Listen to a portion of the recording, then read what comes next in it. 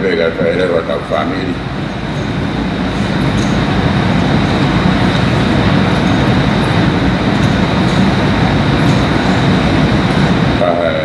Na Rimana Kogoya, punya Apisia.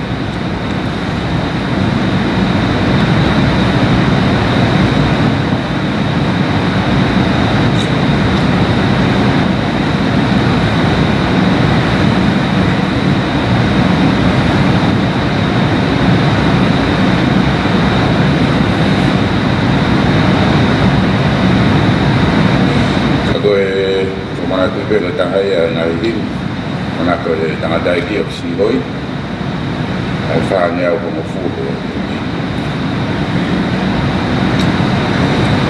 fa nya ko mo fudo ni sta ko me vela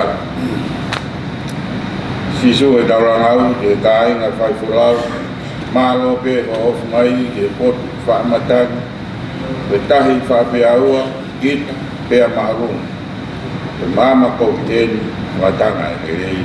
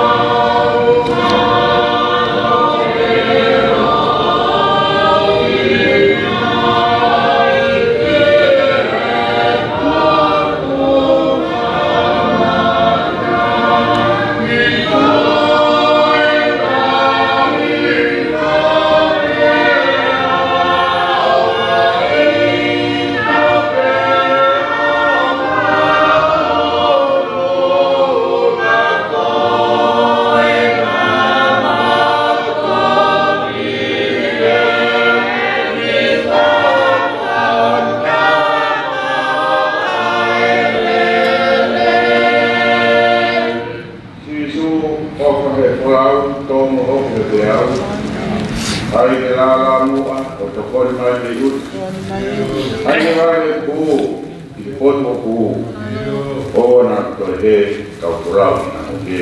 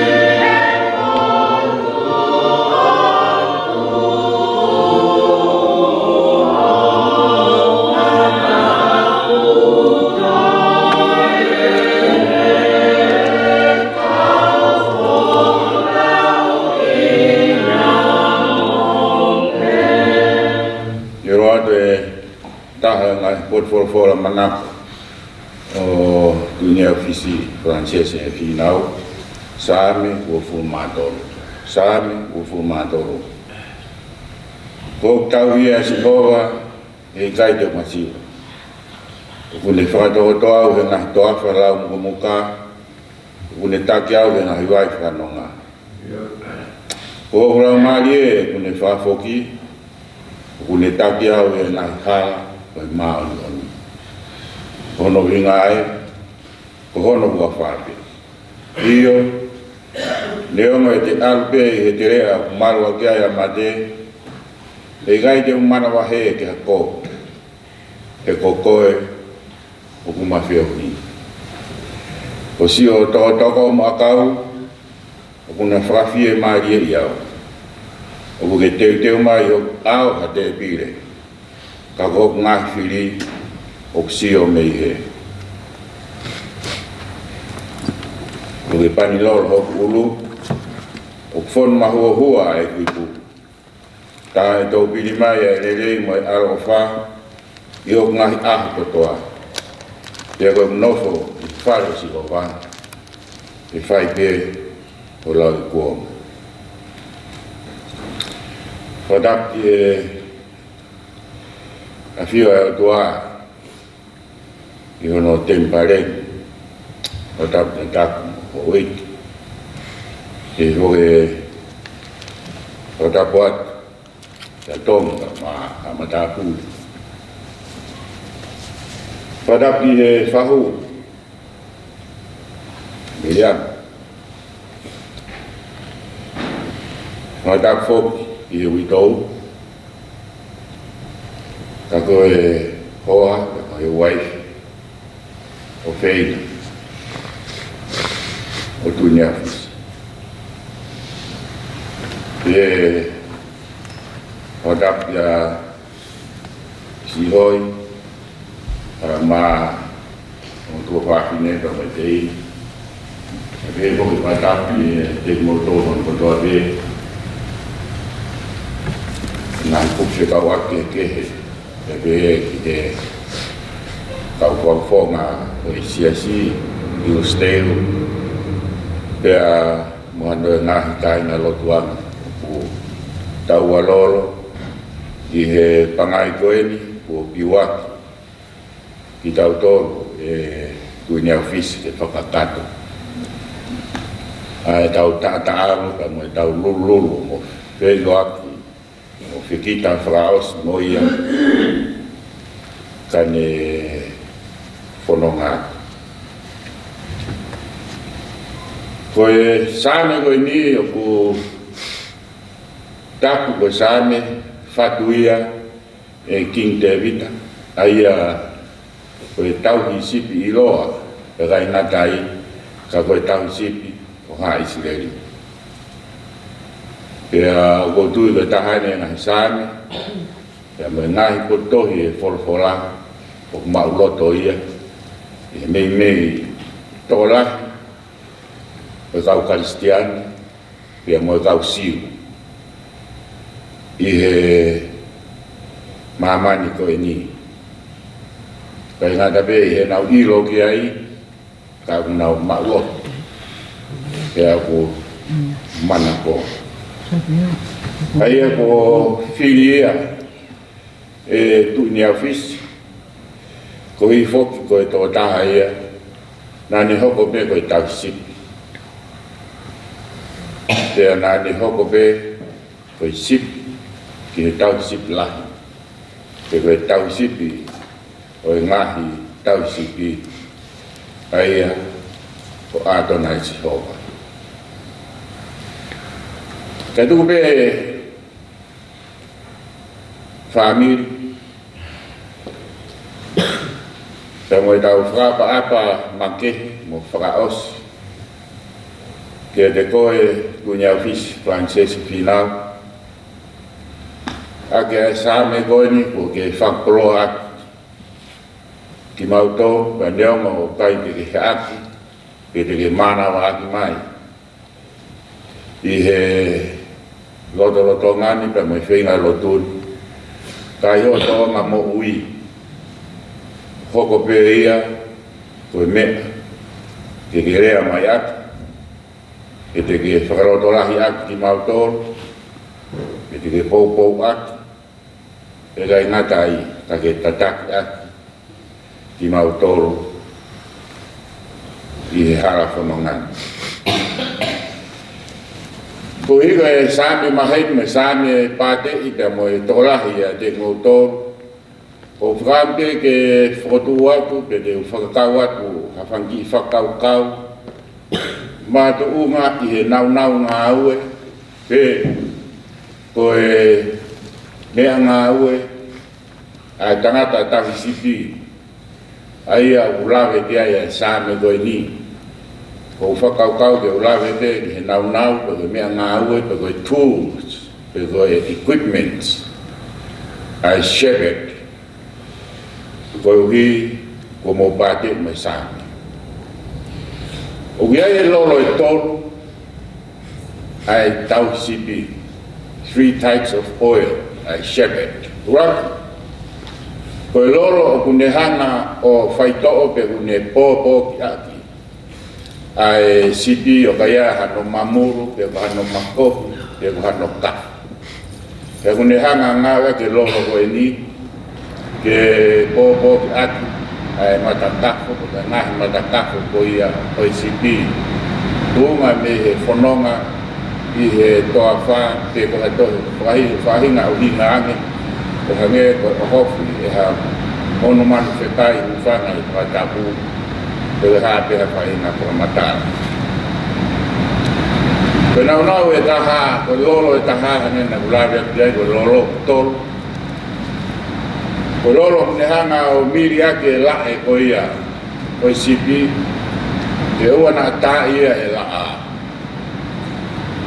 te ko hi ko e poto afa te hange ko ia ko Palestine ko fonua toa te uhinga ne toa fa ko hi ko la e la a te hanga lewa e tau sipi o ngā ke ne lolo ko no ua ko lolo ia ke oa na hanga he la a o tai pe ke sunstroke ai sipi ko lolo ko ia no tolu e tai sipi o kune toto ko lolo ia kune fononga i he manaka pe i he toafa ko ni ia mo huku o kia e whanki luo pe ko e whanki tafu o nofo ai whanki ngata Kung ingata ito nga whao kai ka ngata wala, kung ingata i ikipe. Kaya, kaya ito kai ato ay sipi, o kaya kepe whang ingata ay o huhu. Ay, buhay bukoy o sipi hufang at wataku, kaya ito po kaya ay sipi. Kaya nihanga komisya no toto, kaya ha whahinga mea kune firma e ngata, kaya kumate rewa ay sipi. Ai ko lolo ko no tolu ko la ko ki ai o takai e tau sipi kai tuko e fanga sipi hala akau ko malu o maka kai takai ia i he Whenua hono amanaki ke tuanga te whangasipi ke nau kai ai. Kune alu atu o lingi e whangi lolo ko ni whangi luo. E tunga ne lingi whangi lolo ko ni whangi luo ko ni. O ku heke rewa e whangi luo. Kaka ne pehe ake pe whangi ngata ke nau hei. I nau whenga hake u nau heke i whope ki lau. O kuinga pehe lau koe sa me. O kuke teu mai o ao ha te pire. O gai pa mai laino pehe. Ka ko ngai fili o sio me he. Aia kone lava ne takai koia o whakapapau i kulingi e whangi mei lolo whangi luo koe ni. Pea kune whoki rewa ke tuku mai e whangasipi. Kai ngatai kau whakariria e whangasipi ia i he nanamu e whahinga lolo koe ni hono toru e whahinga alaha koe e lolo hono toru.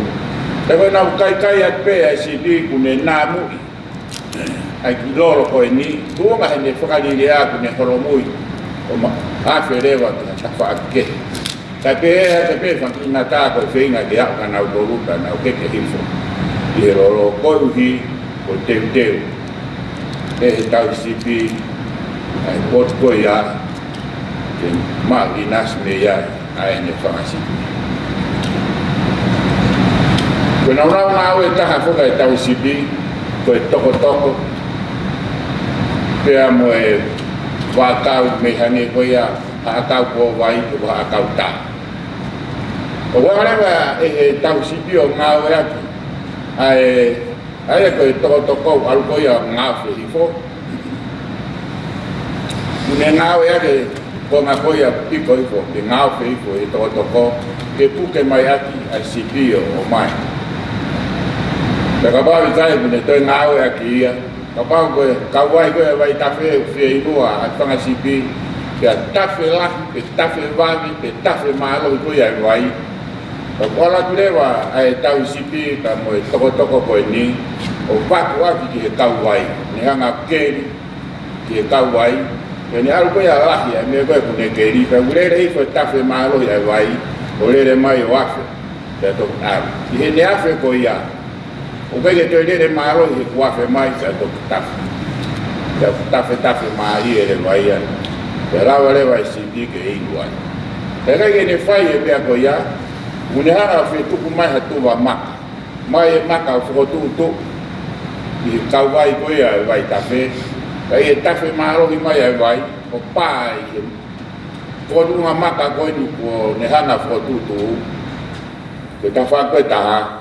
Tafe mari vai ai bulave que ai same e ui e fomadala papa lagi ke still waters me ali mare que mate fie no hasi e ave vai ta e go i mo manu o vai daga fu tafe malo e vai e kai la vai si pia vi o pepe kapau que tau ki vai na foi te vai da tau feinga que e kai que tau la tau do i vai ko hi ko fu tafe malo ko ia ai vai o pehe ai tau ke ya me ilo ko ia ai to ta si bi pe mo ene hoi ko ia o hi ene feinga ke whakapapau o mo ui ya ma hi si bi ai lele ko ia kune hanga lewa o ai ke tafe mali ai vai ka lawa ai si bi o inoa ta fo ke me ngau ko ya ai tau sipi ko ne makata ai ko ne makata ai tau sipi o kulava ai tau sipi pa mo fahinga tau ke mo poto ko ai tau sipi o ne hanga o makata ke slingshot o makata ha mo no man fekai pe ko hakai ha o feinga mai ki he fanga sipi ke ulawa e toko tau sipi mo ne makata o malu ai whakasipi. Ila ngatai, whai na tau kei koe a tangata pe koe toko tau sipi o kune takai ne makata o kapau ne whakaamu e sipi ke oua alu ki he mamao kai whoki mai Pea kune hanga pe ia takai, ka pau ko sipi o kai pe he, mo mama o ato ko ta. O ulawa he tau sipi o takai, ka kone tuane koe ne fo i maka. O ulawa ke alat pe fo i maka, whakalaka he sipi, o tō ke ta wha koe taha. Ka kone tō koe ke ta wha ke taha. Ngau e sipi, ke foki mai, ki he tātama. Ko kainga tau kei koe aina ka mo ni ia, i rawa e te mita makata, ai lae ko ia o kourai ate. Koe whainga poto, koe whainga tau kei, o umahu ia, e toko taha. Poto i he tau sipi.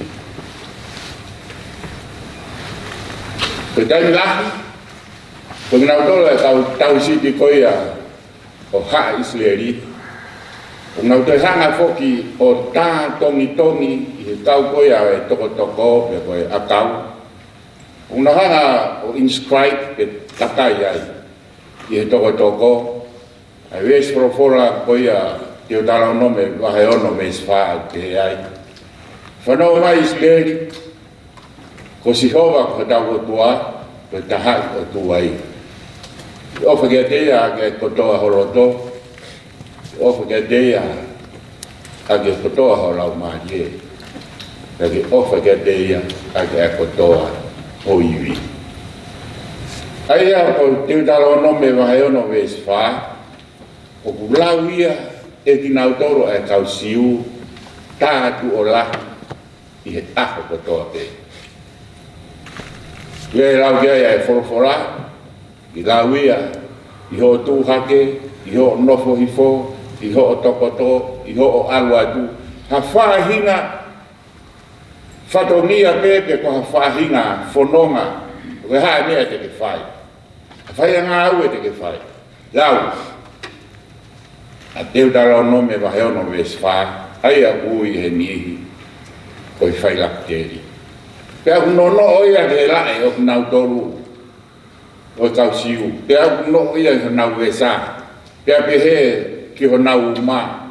Peke hae whahinga tūkonga kehe, ko te awa ke whare koe kau siu, naa mo Amerikan ka mo alti ai. Ko te awa koe tau koe matapa tu uai, ai ki mea ke whakamanaki, ke amanaki ke huki whare, o tuu ki he tau matapa ai ki whailonga koe ni, mo e whakamatara, o teu tano nome wahe ono wes wha. Kaka te huat koe ti whare, o ku iai. Ia ulau ia ki nau tōru, e ahmo e tainu toa pe. Tio, koe toko mo akau, o tā tong kia he tau sipi e wes koe ni. Pea neo ko kai kene lau, ka koe koe pete koe ia, o e wes foroforani i he toko, o kune ampe mo whakalau loto, ko toko mo akau, o kuna whakawhie maarie ia. Aia koe hi, neo mi kai lea, pe kai lotu, pe haa whai ngā tūpunga he kai tene whakakato ai whonga ko ia. Ka he ne nofo hifo pia mo ne whanonga ko ia mo e whangasipi. Ko ne ara ko ia ke toko pia mo e akau, kune mau. Ulawa be ke ne whakake whakamanati a te ia. O si hova, koho o tua, o i tahai o tua ia.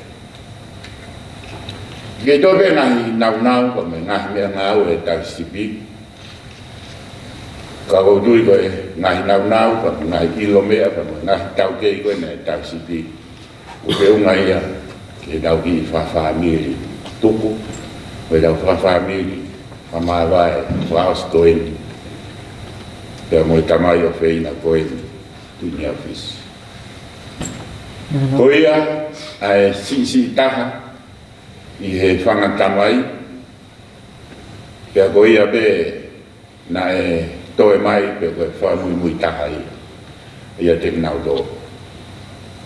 Ka ko ia ai tau motua taha, ia te nau toru ai whangatamai, ia kātoa ki nau toru ai whangawhae pia koe whangamehitanga.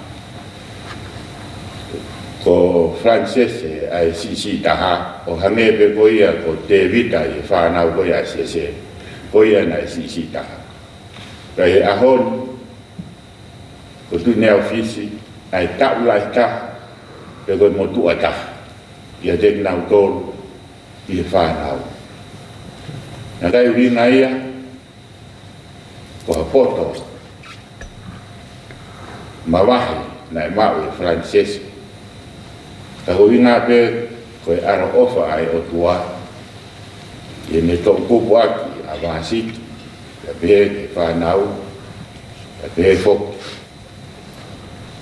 o toro wati ki a tapu ki a moho ei ka pehe ka mai sia si e lawa ai tamai koen ke ne mo uia o fuoloa ki ai a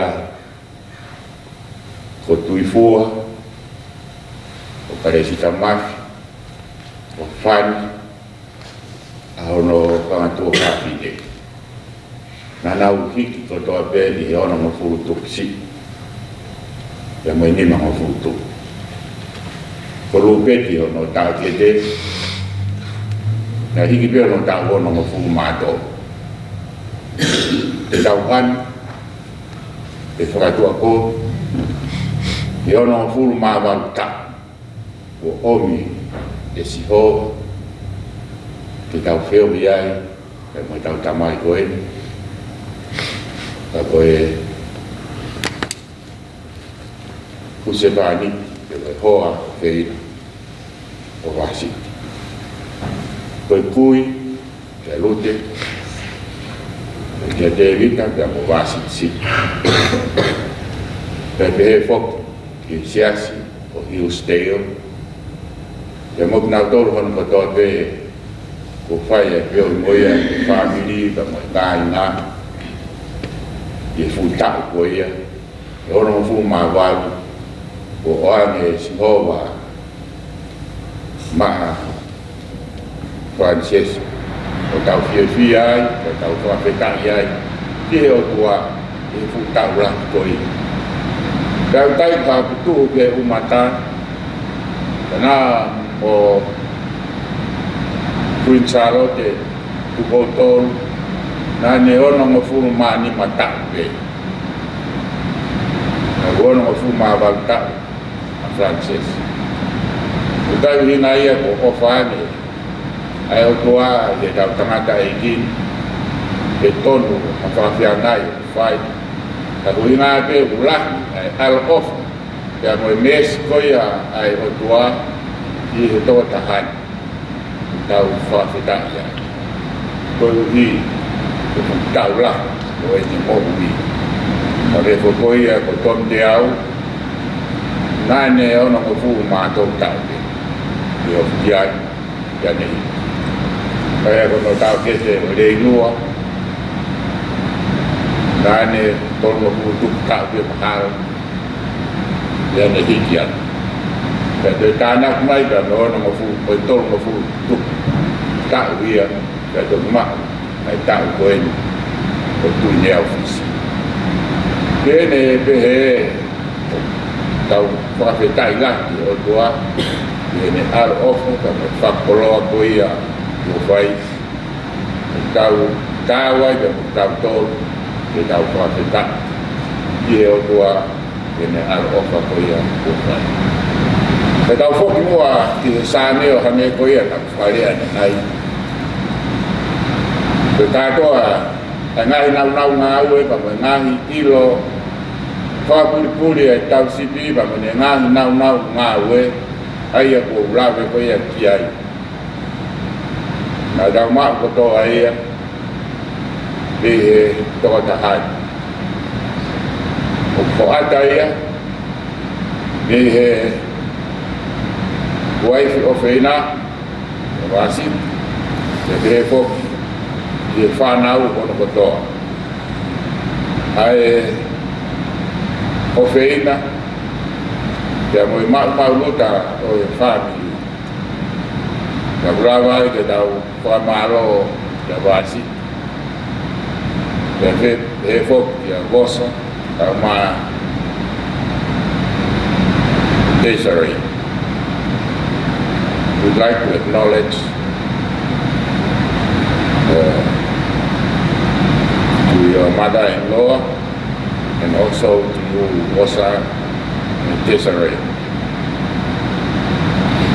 The relationship, the commitment you've given, not only to your husbands, but also your beloved uncle, your father-in-law.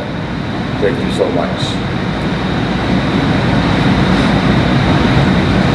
Malava me yai, ka tau whanongo, ke manat me rie, ai tau ka whineni, ane e whiawhi, ke wane pō, na manawa mai atu, ai ofa ka me tau kei, ka me poto whakatau sip, Falanisese, e anga koia hono puke hono whaki.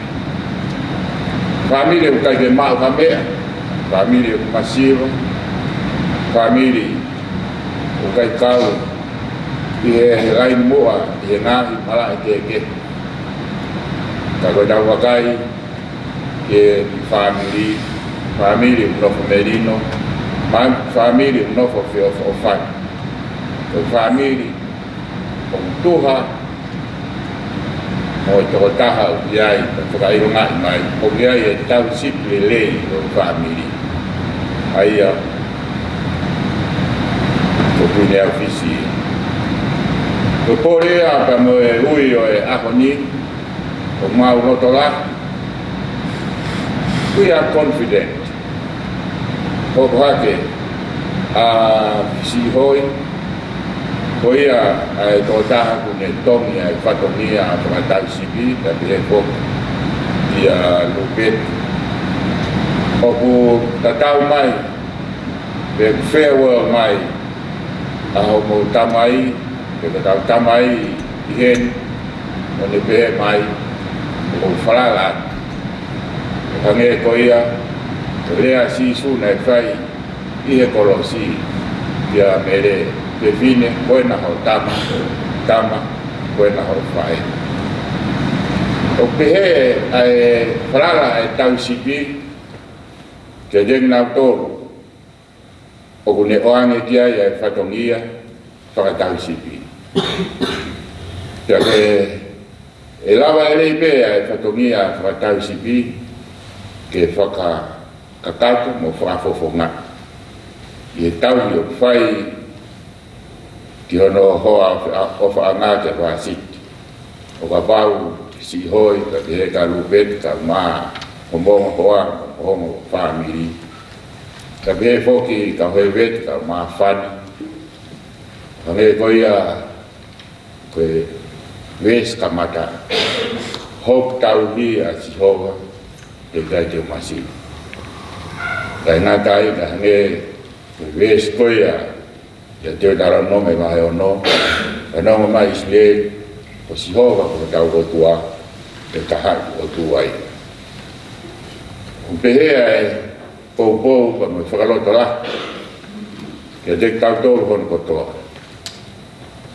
Kuroa ia, kia taku mo hova iki, pe whoki e whahu, miliani. Ia mok tau tōru kotoa, o kutawi he. Wa mahalo lahi. E motua e tangatai ke whae ke aika. Ka maa e whanau. Koe koloa ta tau pe. Ki he tau rawa e saame, ko tau hia si ho. Tau rawa toa pe a si ho wa koe tau tamai whakailangi hia. E hopa si ho wa ko tau sip lahi pe ko tau tamai whakailangi ia. Pau tau hoko ko toa pe ko whangat tau te hina. Pe iai ko tau whangat tua whawhine, pe iai ko nau whangat tua ma ai. Ko hi ko toa, ko tau tamai ko toa pe. Ke tau sip lelei, o maamani pa mai universi. Rea mea te tau whanonga pa moe whamiri, ko te koloa pe ko ia. Koloa ko ia, e tatati atu, familia o Tom, familia o Tākaita, familia o Tuifua, familia Oe whangafotu te hina o māsiti ka mā ano whangatua ngā ani. E a, ka mua tai, ka mua veitupe. Kai maare foko e ni, o ke whakaha atua e pōpuat ofa. Mea tui wano, pe ko siafu. Pe foki a vaia, pe ko kau loka. Kai uma a foki a tui soso, pe a mo tāngai tāri, me tonga. Wa o whakahoko ai mea whakaiki, ki a kau loka mo siafu. Pe a mātunga pe e ngā whatongia ke. O gai malawa ai, ke whai haap mai. Ka pome nā pōpuat o whasiti. Pe pe ki a pisi hoi, ka rupeti, ki a oheretu, ki a mofani, ki a moku toru, hono kotoa pe. Ki a wosa, ki sarei, ka pe he, ki a lute mo te vita, pe a mo vasiksi. Nau whahoko mai ome nau lotu, pia moi nau ofa. Pia pia foki he whaifkau koia o nuku roto koro, ai e koe whaifkau kure wahenga nuku o mere, maringa, mausia. Pia moi sekoa tā, e wamoni iom, au ni siasi. O whaa mai e nau pōpuat ofa, pia moi nau lotu. A maki, motor, e pe foki a te mauto. Upe e lea, e whaia ke tau whamiri, whakaosi, i he pompong koe. E me tau whalau lotoa, e tau monu ia, e tau maku, a tau sip le lei, ma tau sip, o kuni ofa, i a te tau tō. Kai ngata pe e ne hawhaki ki tau tōru, neongo e tau au i he tere au maru ate a mate. Ka ke tau mana tu. Ostoia a he tere a, ka tau wau. Ki ha ua, pe tau wau, ki ha potu. O toka maaria me. Pe he tau mawahe koia mi he tere a. Pe a wau. Pe uro mai la a, pe a moe mama. O pe he, a anga koia e tau whanonga, pia moi eiki. O gai gane ria ki tau tōru i ha tere. Tā kune whanonga mo tau tōru i he pōuri. I o kurau kia e punake. O kisaya kia te au, te whanonga toko taha i he pōuri. Toku i ai eiki. I ha whanonga toko lahi i he māma tā kutai kene i ai. Ue tau whanonga toko lahi ka pai ke ai eiki. O kai ke ia tau tau si. Ia he o tau whanonga. Kai he tau whanonga mo ia. O tau hawai me kowi. Ka tau tō ki he rei mo ono.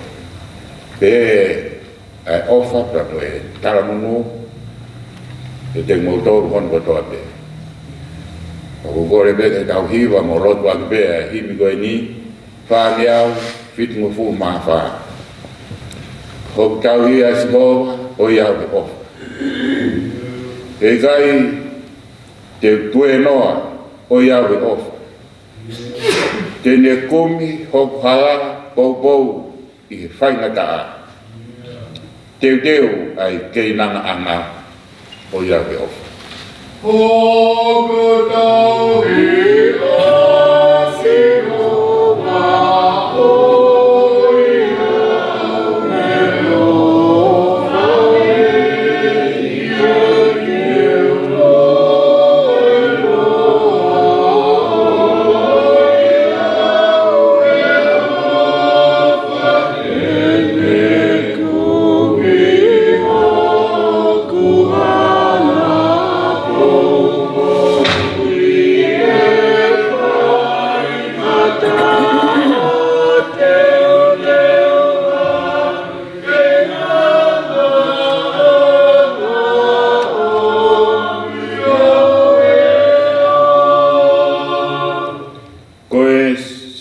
awa ana o iau he ofa.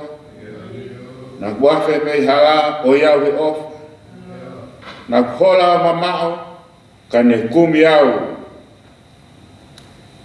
he wao.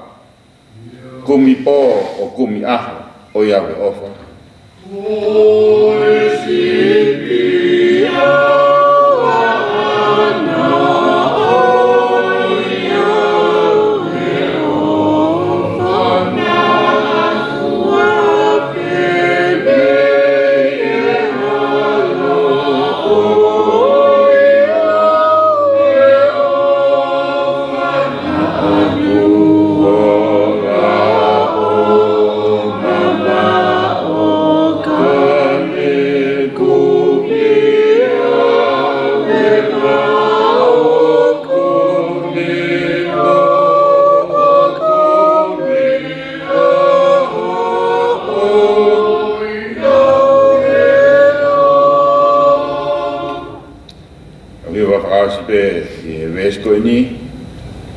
Daimeni ko ukea kita, ko ilo kita, ko mau kita, he tausi.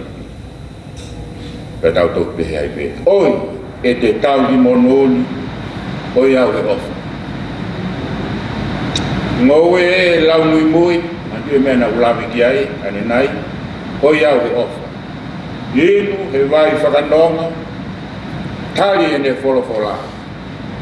Mata si ono fofonga o iau he ofa.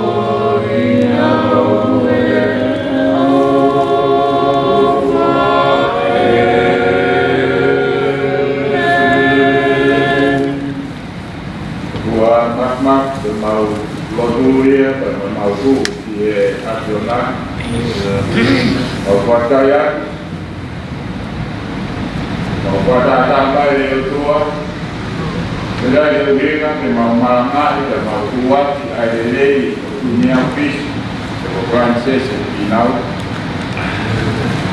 Ouau ki mau tolu pa whakawhea ki mau tolu. He o tamau iki ke mau lava mai. Ke mau whawhetai ki he awhiona ko hiko al o wha. Ke mau kukoloria ki he awhiona. Ko hi ko e ho aka ai awhiona. Ene toonga mo ui. Ke mau mamata ai ki he awhiona. Toonga mo ui ho tamai wiki. Io ane hoko koe kui, ane hoko koe huse pani, ane hoko foki o tua koe tamai. O mau whawhitai atu ki he awhio. Ane hoko koe tau sipi rei. Ia ngahi vai ana, nai hana he awhiona o whakakata. Hai tua a whahina tono no mau whawhita. Ai hoko ai toko kia moe akau ai awhiona ku he hanga whakroa kia ke whawhie maria ia kia mok mau tō. Au lot mo tautawat ki he awhiona ngaru tukueni o ne tatau mai ki whamiri i he pokopoko. Tau mauloto e o tua, ngahi lelei, ngahi keresi. Kia moe fufu ngā tāpu api e o tua. Ia he awhiona whakoroa kia. Ke pehe e o tua o whakoroa aki. Kapu. Oi, ya be foki, ya si hoi ba me Finau, tau de pito e toa Paula tu, ya wasi dia, ya be foki, ya lute, de vida, no wasi. Dali mau tolu he pong koe ni e tua, mau te kakea te awhiona. Ai whaikau o e pot nauen ka maa ki nau tolu, ka mo kau whaikau mo kau se tuata. Ka mangahi whatongia o whare ka mo tua, ka pehe ki whaitoka e tua. O mau te kakia te awhiona. Dio, o mau whanong kotoa ki e awhiona. O e awhiona pe o e tahai o tua ia. O te mau ofo ki e awhiona aki ai kotoa o mau loto. Kotoa o mau vivi, ya kotoa o mau ramati. Malot mo te gats kataha, o hake, ramali o sipi koe ni ai awhiona. Ki e awhiona, o mau kaunga tu loro. O wafa alo me ke ato ki mau tolu ke mau lot, ke mau pihe. Mau damai, Hayward, Ouau,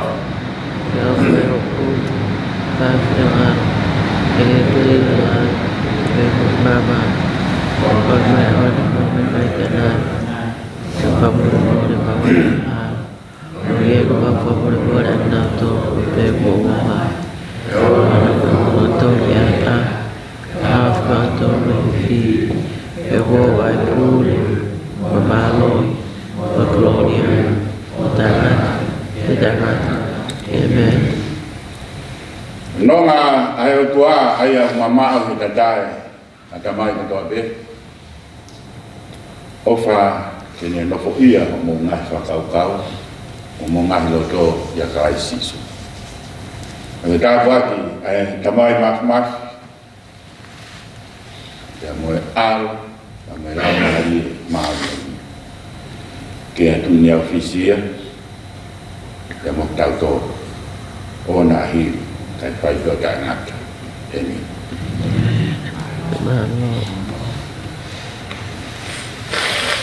hal bagi dia tahu mengata be he tahu wafia amaro rakyat jadi mau to ne mau kopan ini como mau tuan naik di kalo tahu itu mai marot jadi mau to di pai hafia kami khawatir di wafia kita utang ada iki kita ufonongat behen wa ki he ongu papa be te ga mai fai wana ne ki kora mai pe pa ki mite ti miniti pe mana mite lim pe mite homo ya tau kamata kai ke na ni praho ko mai kene feinga no le taha ko yo ngau kene turi mai ai ho don pe ai homo fu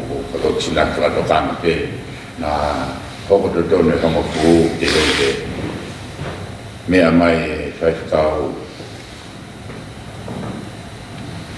ajet pivot yang mo nau do nau fai fa to ya ya na mo be ko tai fa to mai dau nya i dai koe ki mo toro tai no no pe ko i dau fa tu i ai fai i wa ba mai sia si ko ma ro sia na dau tu mai ai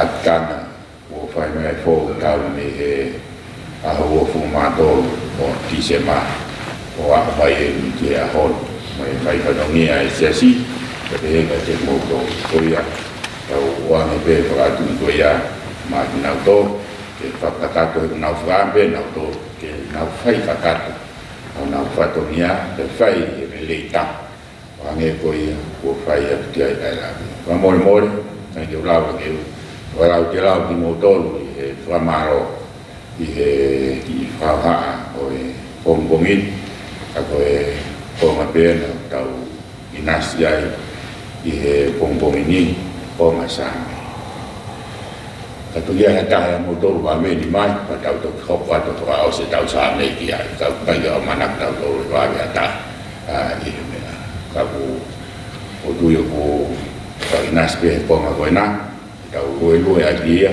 tau to ki pero ma ya kai ke ya ni ko ka ta to ai tau na ma me ma o ba na tau ke mo ilo me ai to ta tau sik le kuya marawat pokok pan pe tau di vewan motar tarian to ya mai kau kau se ko ta pe nau to pe ya dek nau to dia nau wai wai ai kau ma wo ko ya oi pong ini kuya o de to ma ta mai ko fai kau ko me ko se ko ta ko me ke kau ka ta tau ke si lo ke ka fai kau to ka pe al to ka fai pe kau kai te kawa ko tu e o Ouau ko ya o Malanga ko me ada bi ka kau ko na we ya se ko ta ko na to pu le e o Ouau ko ya ko da u me ko ai ki ko ma ro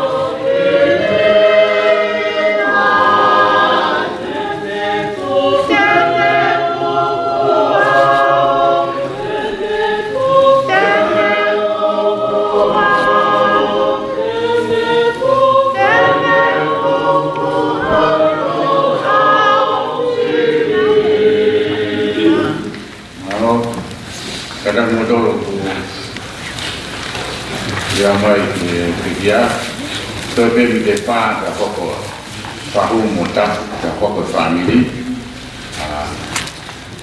masih Finau ada di kelas sembilan pa ni ke mak ke pakak doi di lagi di mak ke pulau ani oh sedang itu ya dan lah ya bukan nan oh di mak ke itu sudah jadi di mak tahu ni orang kamata tahu kamalawat kamai nanti di kalau betul itu apa ya di lagi kita buat oh ini kamu tahu sebenarnya apa ya nggak ada cuma kalau mau kita buat lama kita buat kita pernah ada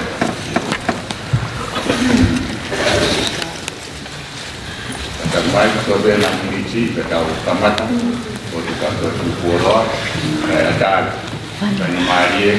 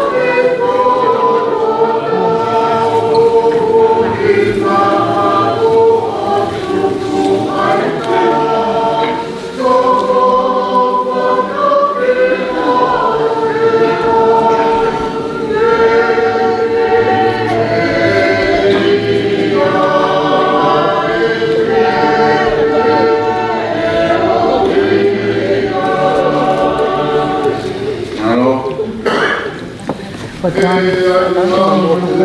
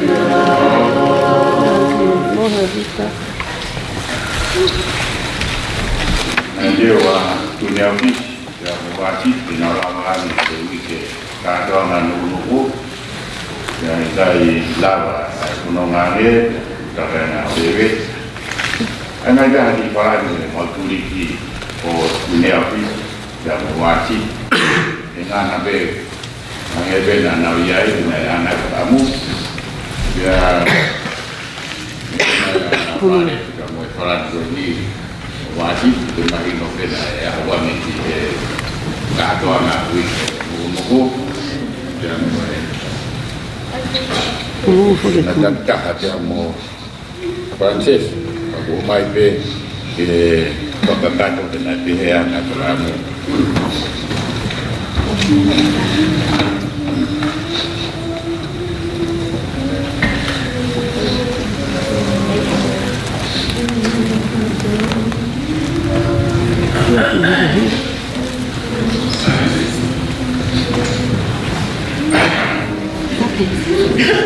Oda faita ko yo Apisia. Lalu mai bebe Paula Moimoi Latu. Mo fundaya o pepe ka mo ese. Latu.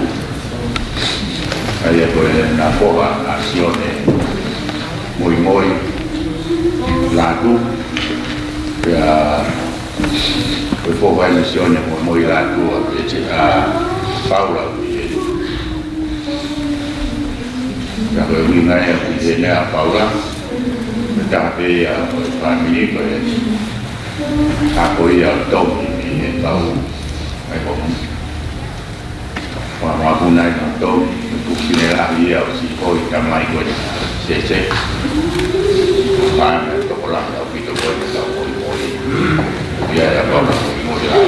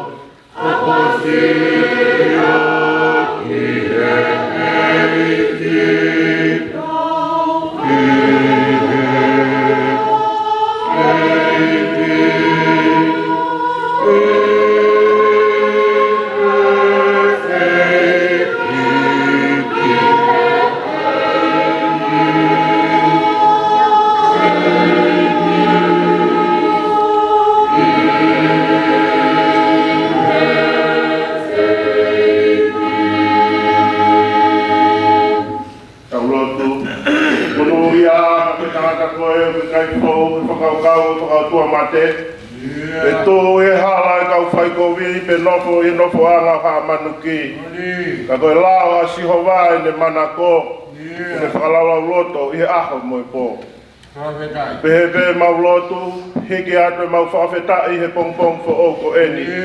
Ke tala, ange ia pe moe langi o ia Fiona. Mau whawhei ho alo, nai hoko mai ko eiki o Merino. Haere mai o awhio i ho awhio anga, i whakataha anga i pongpong ko eni. O mi ha Merino, o mi ha nonga mo fie maarie, maki mau tolu. Ia sisu klais ko ho alo, kako mau whakamo ui. Amen.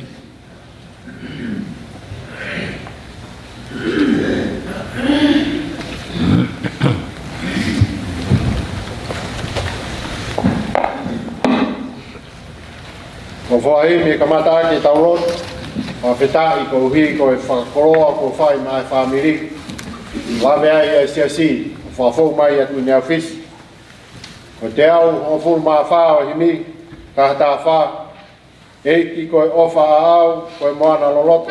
Ia ngalo i whuki ai, e ku ngahi a ngahia. Ia kua ufi ufi, e ku kovi ko toa pēr.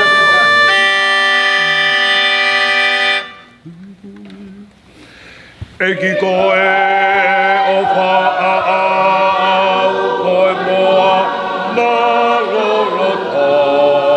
Pea ngalo i whuki ai, e ku ngahi a ngahia.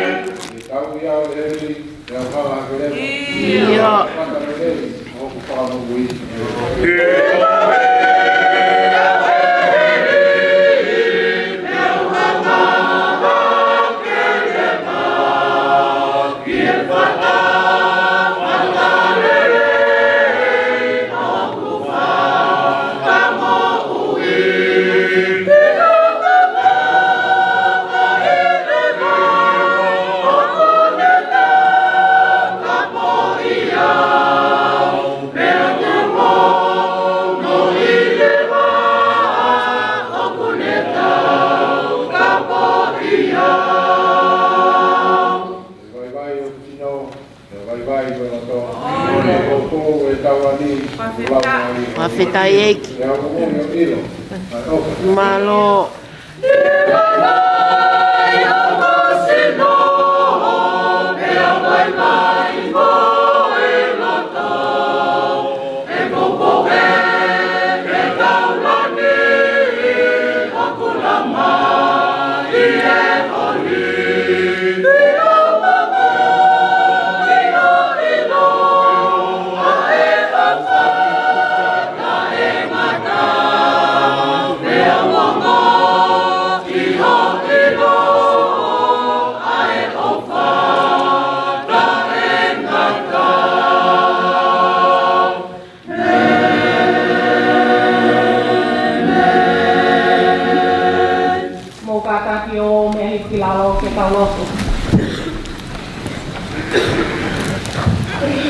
Ei maani oni tuito tapu.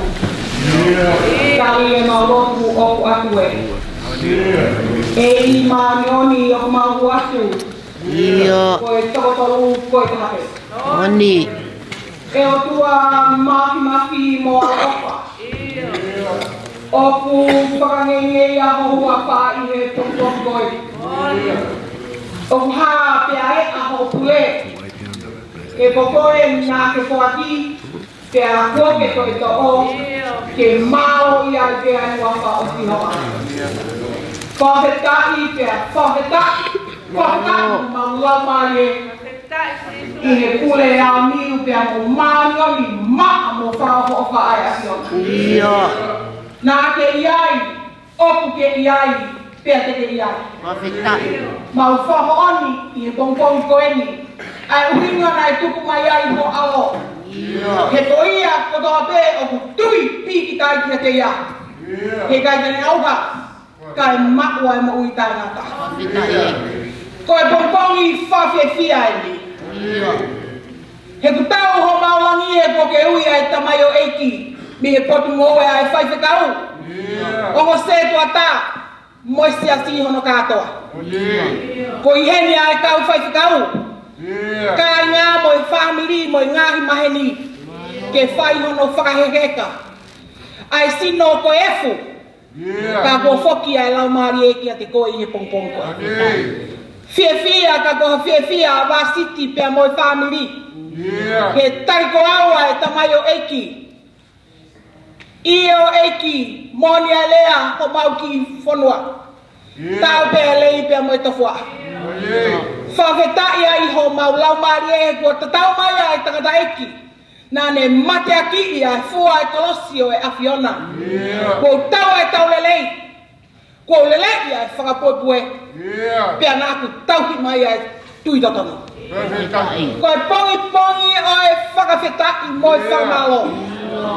Mau fia katoa pe, neongo ko e pong whakaosi eri. Ka hei kai ngalo ane ngahi ngawe. Hono le o. Ene iai.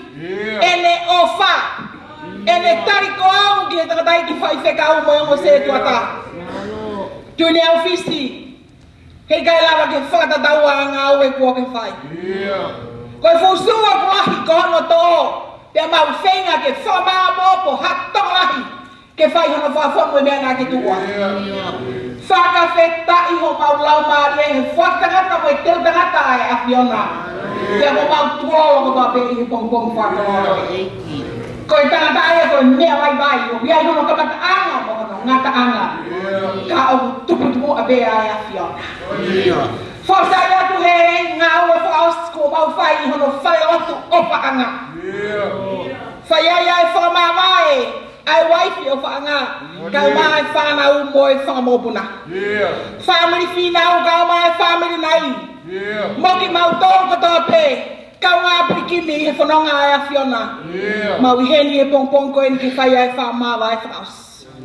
Tā pakina e tangarai ki whai whekau, moki mau tōru katoa pe, o ku whai ai whakaike heka whakaosio e takata eki. Mo I ngāhi ngāue, mei heni o au atu ke tuku ki hono sino kere. Ke kau mai ai a whiona I he mea hono kotoa. Whahifo hono ngā pia moho o melino. Ke nofo I ai he loto o vasiti mo I whanau mo I family. I o he o mama oi I he tatae ata mai kotoa pe. Ke maluki ai honau loto I a kalai siso. Eki e ko mau loto I ai he pongpong koe ni. E wafa pe ho alo ko siso kalai sika ko mau whamo ui. Amen.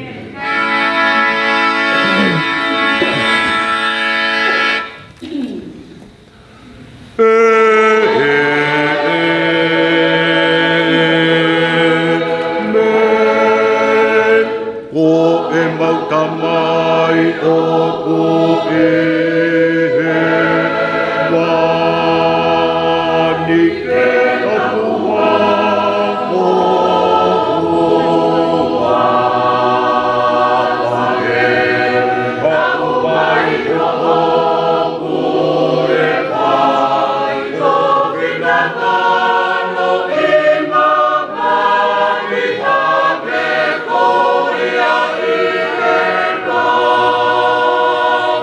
Mama.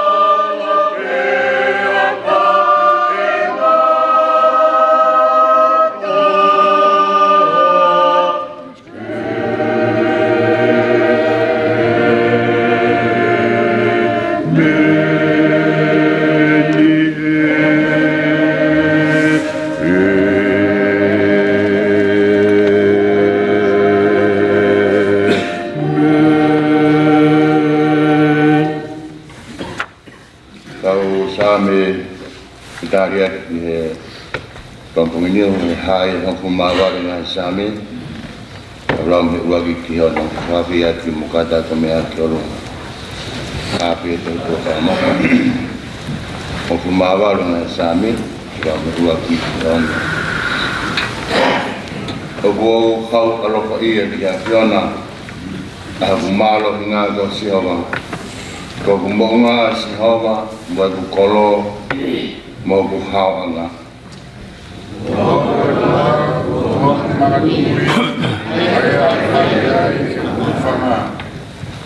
Ko ku pam, aku ni fo fakamoi, ko futawa. Ko malo ia aku fai kiai, aku tau tapa ai iki.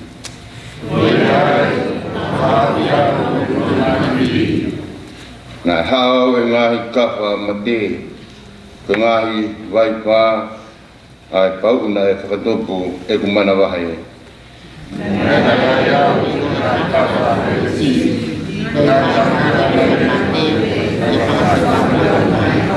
I e whaaki mai ai whaina kaan na aku tautapa pesi hawa. Iyo, na aku kahakaranga ki haku otua.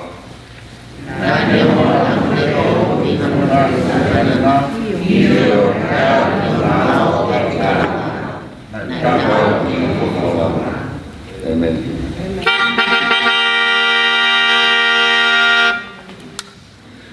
Whakawheta ike e tamai pea moi aro moi raunga li e maoni on amen.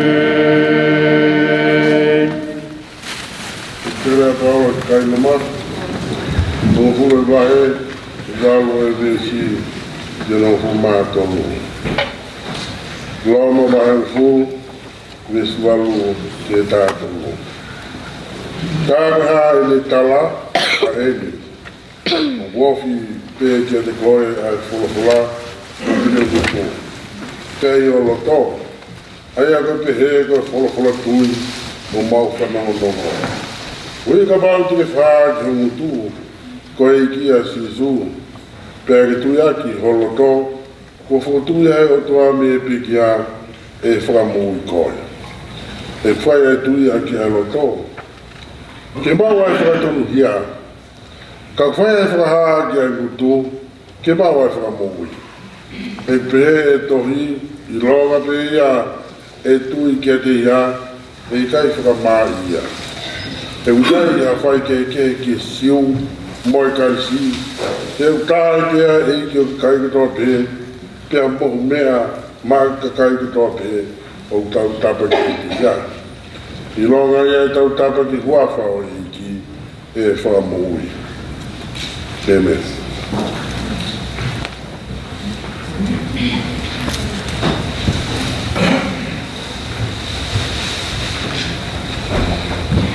E son me ipseri, Filipai vai fa, ves fa de fit.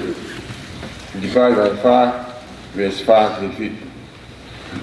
Mo fia e ki ma pe, io kaute ayat, mo fia.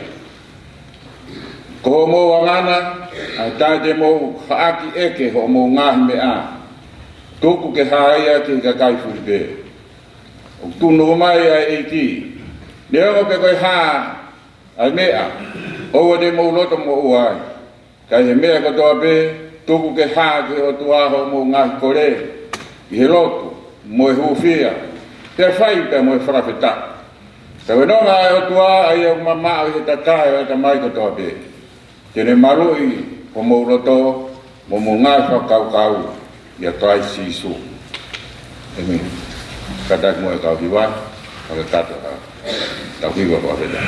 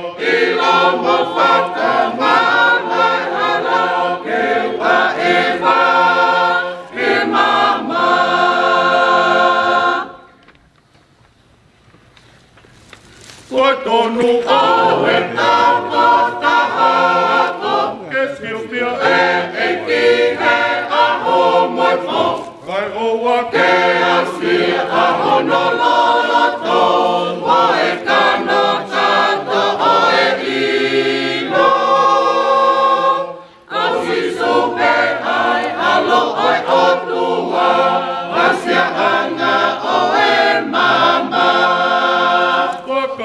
Kau ena ai langi ai otua Okune ane a eta uanga hala Katau a e mama Lami koia okuma ama Mua e te au kataki mua Ilo mawhaka mamai hala Keta e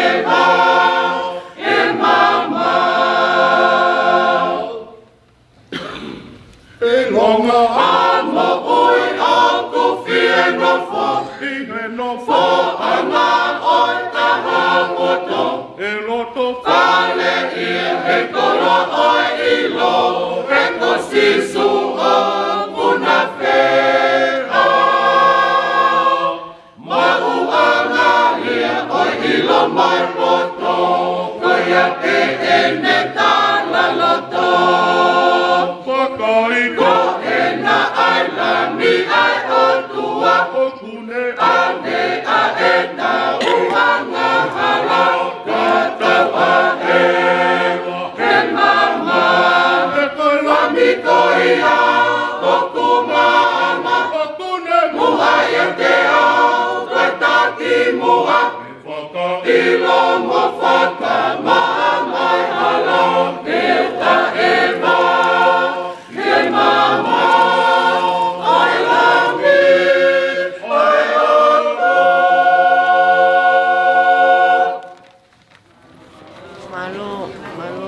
Malo fai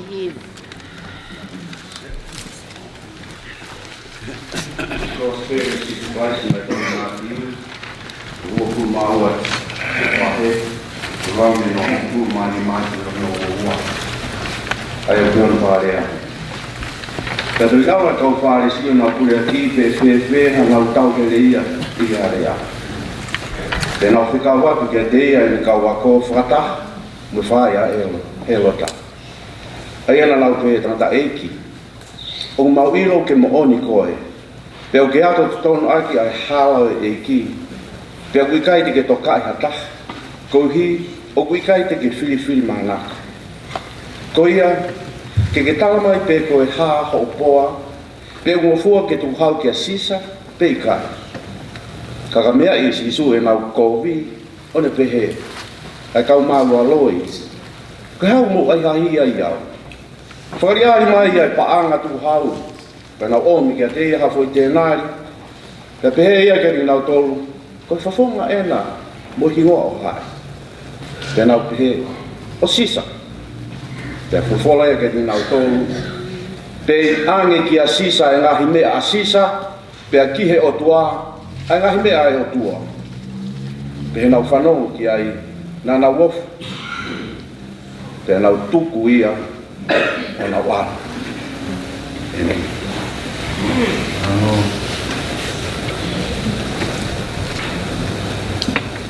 Whāngia mahi wa sōpōhi ka tako me hake tau e sū koe makato whakamalu ki a ko hera i hara mo e potu lara ko futoa whae i kai ha kau le le ko koto makamaka i kai ha malolo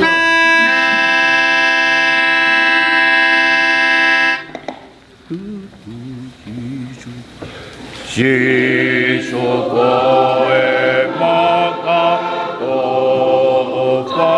whakamalu kia au ko au hera ihe ala mo e potu na ala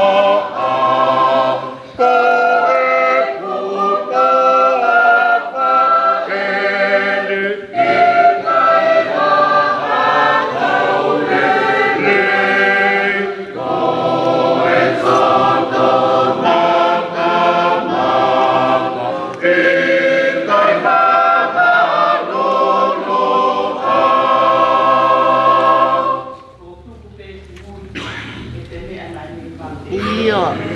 whāmeo e ringi ia kaua. Ia. O more a kakai. Nā whakarawa. Oni. Koe pēa fioni. Koe makawa. Whawhetai.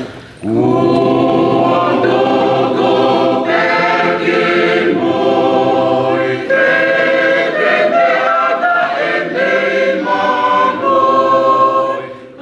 Ia maluai he laa, moeangi ai awha. Pea winu e vai, o kutafu i poa. Si suwe, e mofo ma, i e malu pea au. O to o whahemo, kani e le whakawhare mai. Pea malu ai he rā, mo e tangi ai awha. E au ino ki he mai, tōku tā whiri whomai. Si sue ke uno whomau, I e manu pe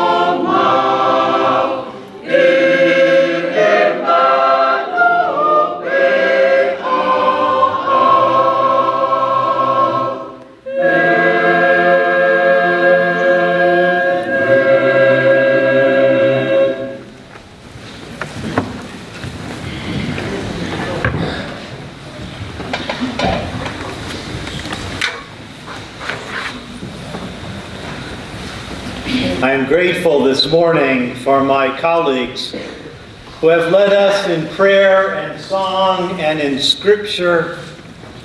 Thank you. I am thankful for our Setuata who has guided us through the week in keeping us organized and together as we pray with the family and as we try to support them in this difficult time. I am grateful for our choir director who keeps leading us in wonderful song and filling this room with the praise of God that surrounds both life and death. Thank you, Make.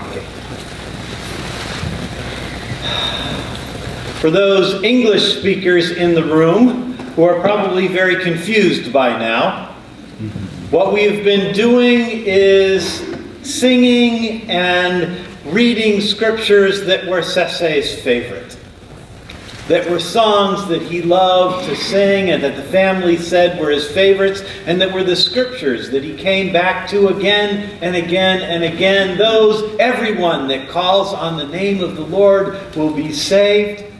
Rejoice in the Lord always, and can't you see his smile? Rock of Ages, cleft for me.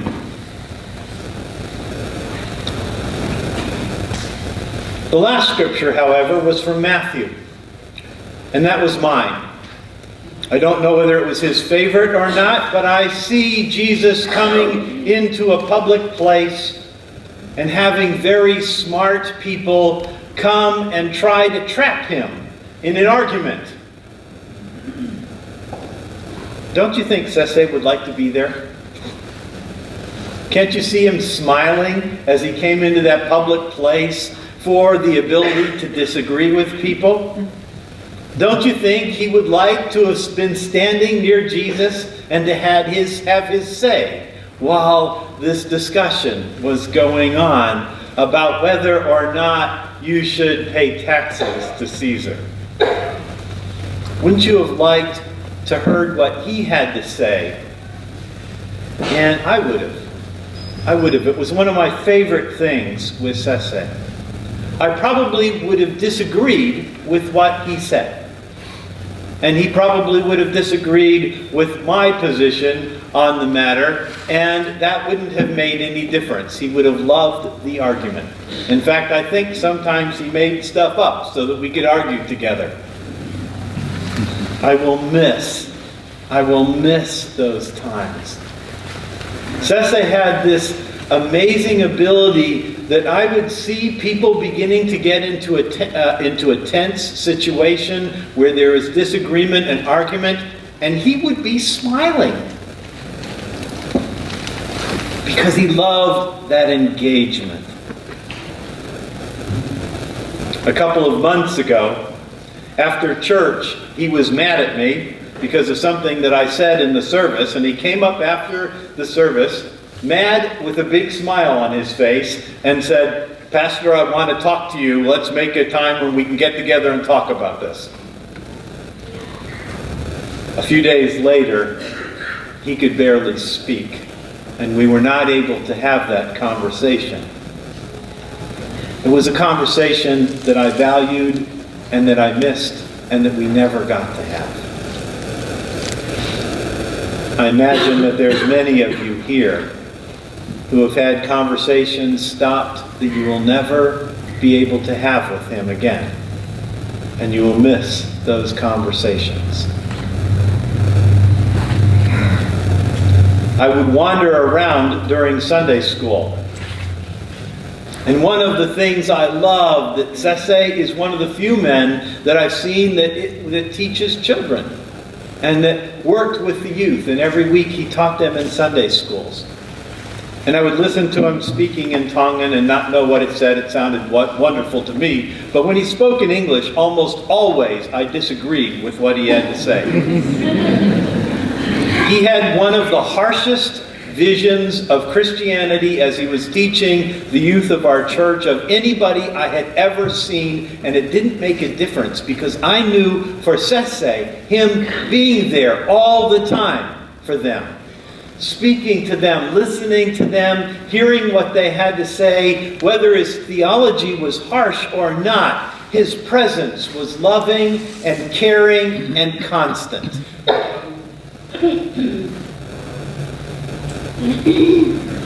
I saw that he had a place in his heart for even the people that disagreed with him. Everyone who calls on the name of God will be saved.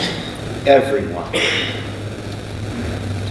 I saw him argue. I saw him mad at people. I never saw him push someone away.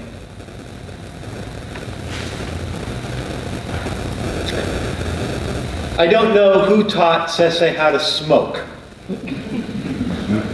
And I must admit to being a little bit angry with them right now. He knew our policy at church was no smoking on the property. In fact, from what I've heard of the discussions in the past, we had to change the rules several times because we had to say no smoking at church. And then we had to say no smoking in the parking lot. And then we had to say no smoking in the front of the church and no smoking over in the schoolyard. Because every time we would say you're not supposed to smoke somewhere, he would smoke somewhere else. Every week. Before every feast, we would find him behind the garbage containers or hiding in the bushes in front of the church on the bricks, smoking. Did I say I didn't like smoking at all?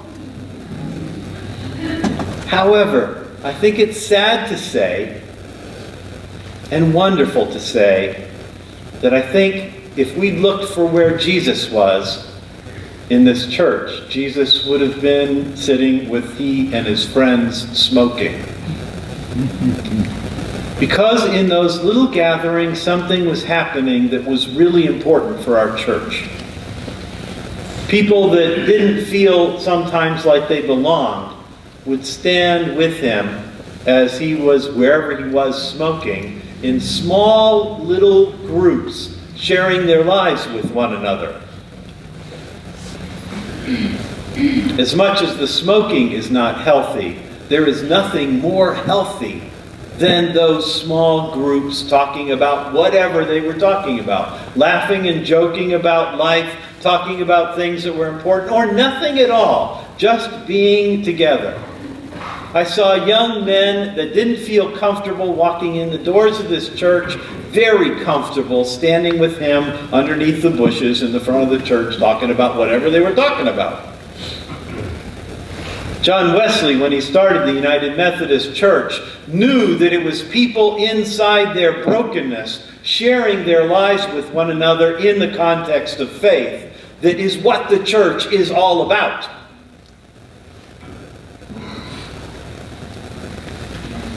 It's on the sideways and the byways that the religious community is the place where Jesus would want us. That's where ministry gets to happen. Getting in trouble and sharing wherever you can what that trouble looked like. Being able to share whatever you do. Those are the places where the church is built, and Sese knew that from his own life. He talked about falling away from the church and living a life that he didn't feel too proud of.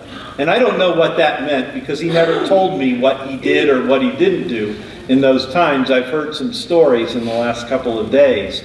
But I do know that in a point like what he told his youth in Sunday school, that it was what you did that made a difference. And he changed his life. And he changed his life. He came together with people in their brokenness.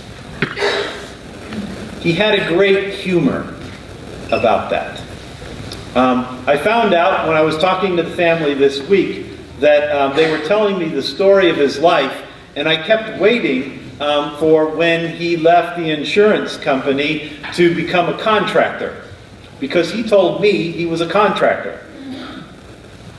He was never a contractor. What he was doing was sitting in his truck, watching us work, wanting us to do it his way, so he told me he was a contractor. His voice wanted to be heard. I didn't know it at the time. I knew that what he was saying didn't make much sense, but I trusted him, and that was a mistake. But I trusted him, and that was the everything, because he was there with us. He was watching his grandson pound nails into stairs, and he was watching us work, and he was present while we were there, offering whatever he could, being a part of the conversation. The key for Christian community, for a community of faith, is where you can talk about anything. Where you can talk about anything, but where the faith is important. Where the faith is important. When Jesus answered the questions of the smart people that were trying to attract him, the coin about whether you serve Caesar or God is the easy part. Knowing what goes to the state and what goes to the faith is the difficult part. But Sese knew that that came in connection with community. As we are drawn together in the faith and talk there about what was going on, we will discover together, even in our disagreements, what is important.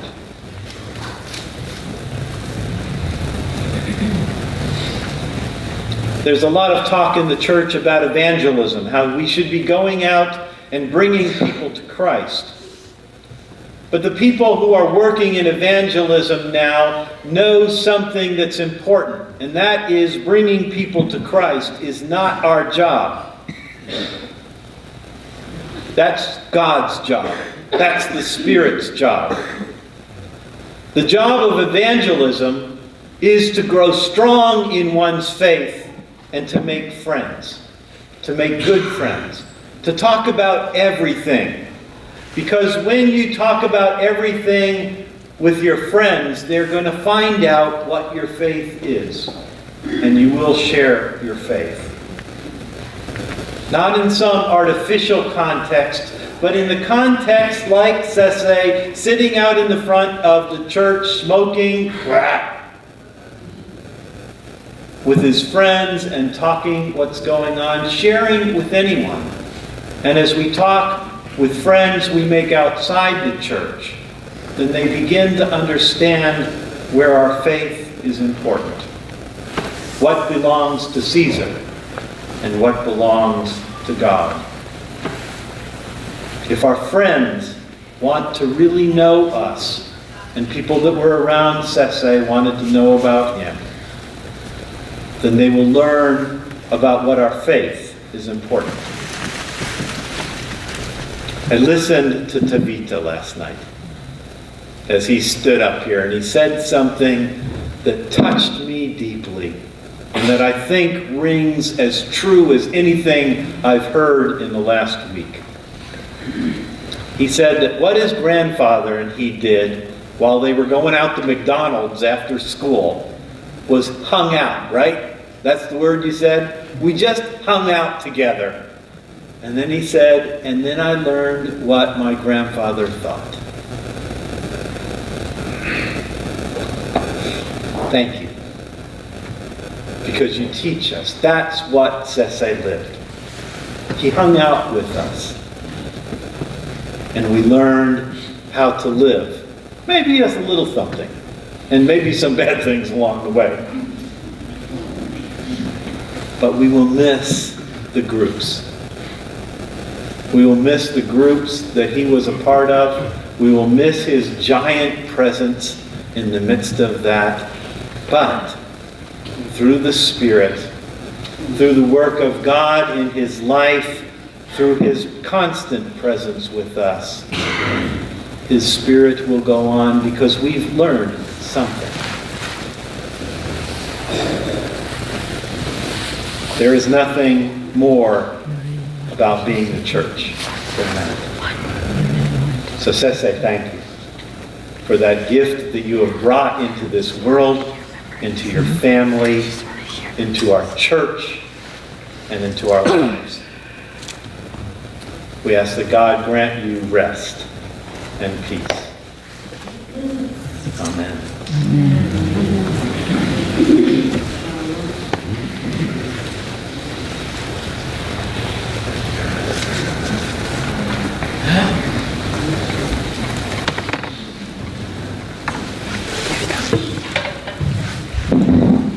Pada kyo mea kerong ke tau ki watu. Kono ngea ono mafu ma tolu ngā tiki. Ono tolu. Kama i naro a whē, aho ne toa e a whā. Tangi me mua he matangi, waka negi kai tawa. Ka ne ka whana langi, mongiri atu ki mua. E koe kau matatari te nau au kono. Sila ki wai pe uri ngā holo, te pua tō mai.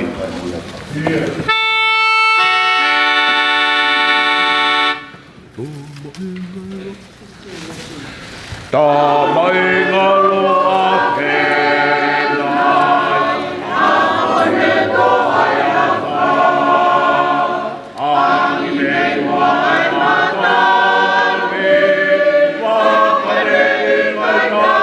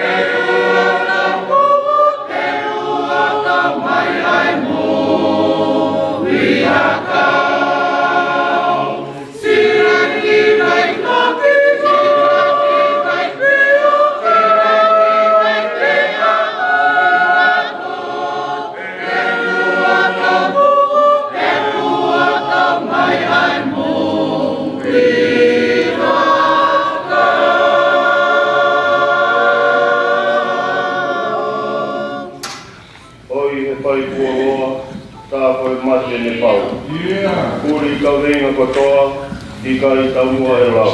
Ia. Ka ne papana alangi owa e pimo kua. Malo. E koe kau matatari e nau wa uti kona. Whetai.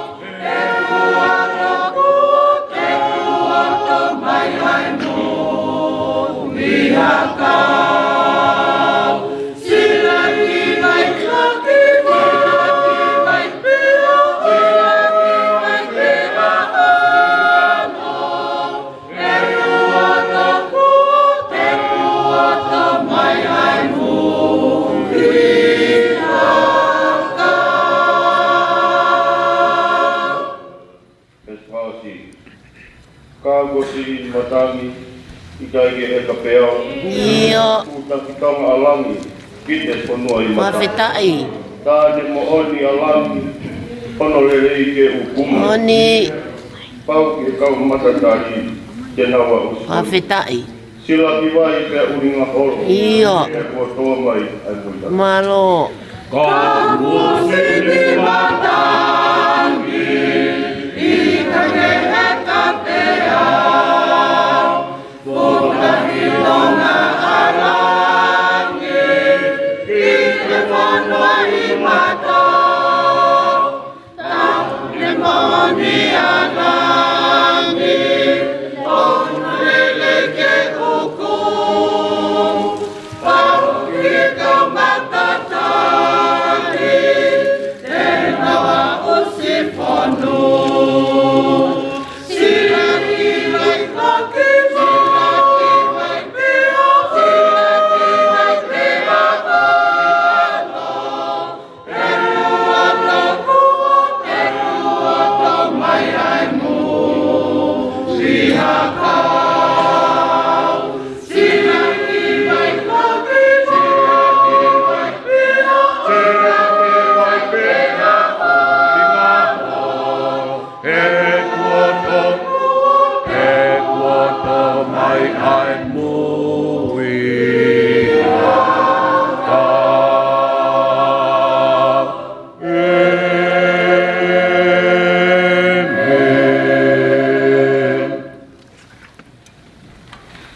In our life and in our death, we come together only by the grace of God. We come together singing and worshiping to find our place here.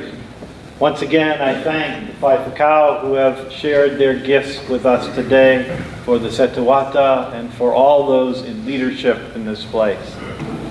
I give thanks that God surrounds the family and all who grieve this day. Thank you. You'll get instructions in a moment about meeting together at the Chapel of Chimes for the interment.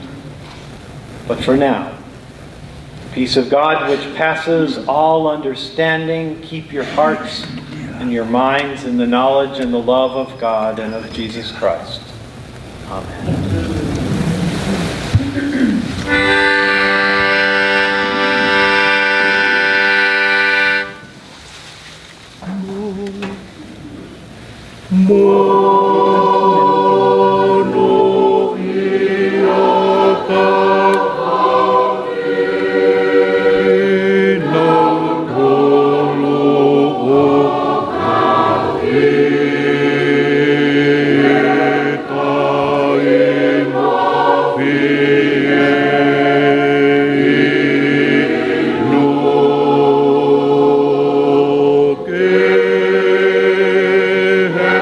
Ma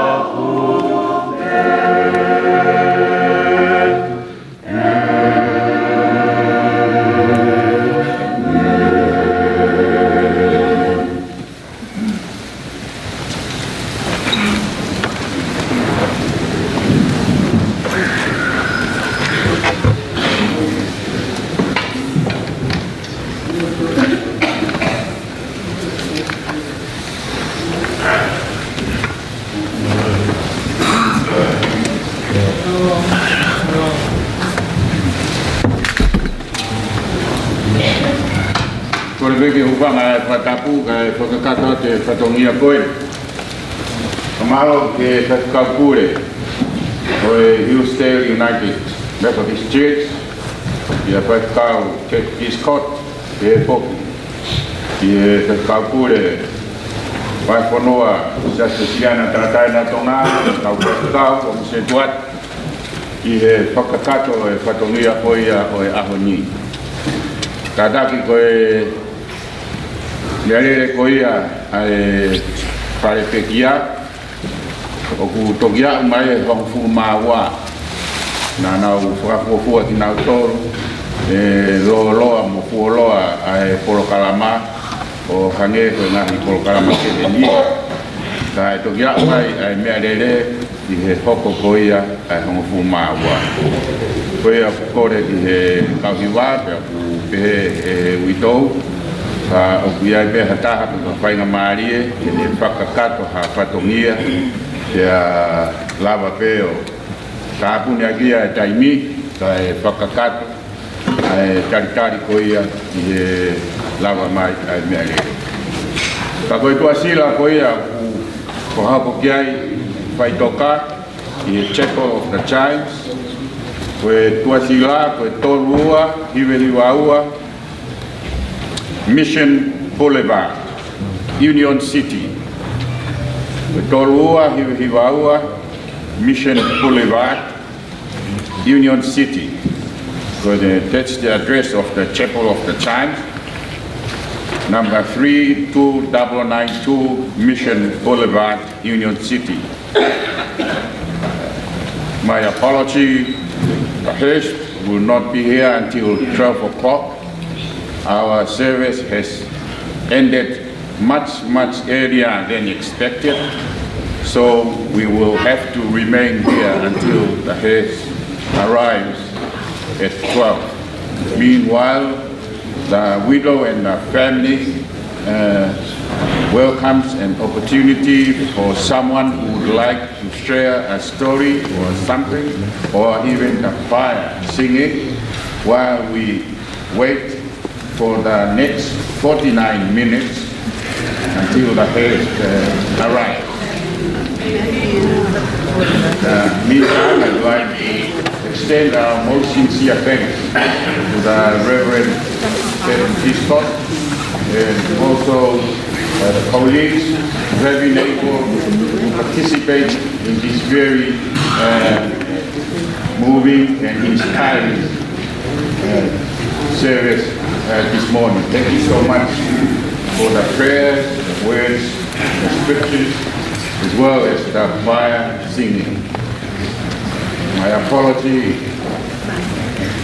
the rest of my speech I will have to say it at Mission Boulevard, at the cemetery, but at this stage, o whakawhia whata, o kuhia ia e whakapau, o kai ia tala noa au o sai pe ia i he mea ka ko te mao pe ke i tāpuni atu ai kai ni ko ia honga pito ka waha mapa aki pe ai ngati wa i maharo ko te ko sangu te Evita?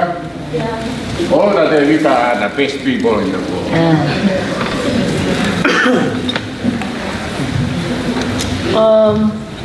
My name is Ouau Malanga Finau. I am the grandson of Falanisese Finau and the only one. Me and my family really appreciate for all of you guys being here. Some of my family from Tonga came here, New Zealand, Australia. Those are the few places I know. More memory that I would like to share is this one day in school. He would always pick us up, but this time he picked me up early. So in second grade, I was just, minding my own business, and then all of a sudden I see my grandpa walk through the door about to hit his head on the door frame. And everybody started staring at him like, holy Jesus, what? Is this a giant? Oh my gosh. And so I was like, okay.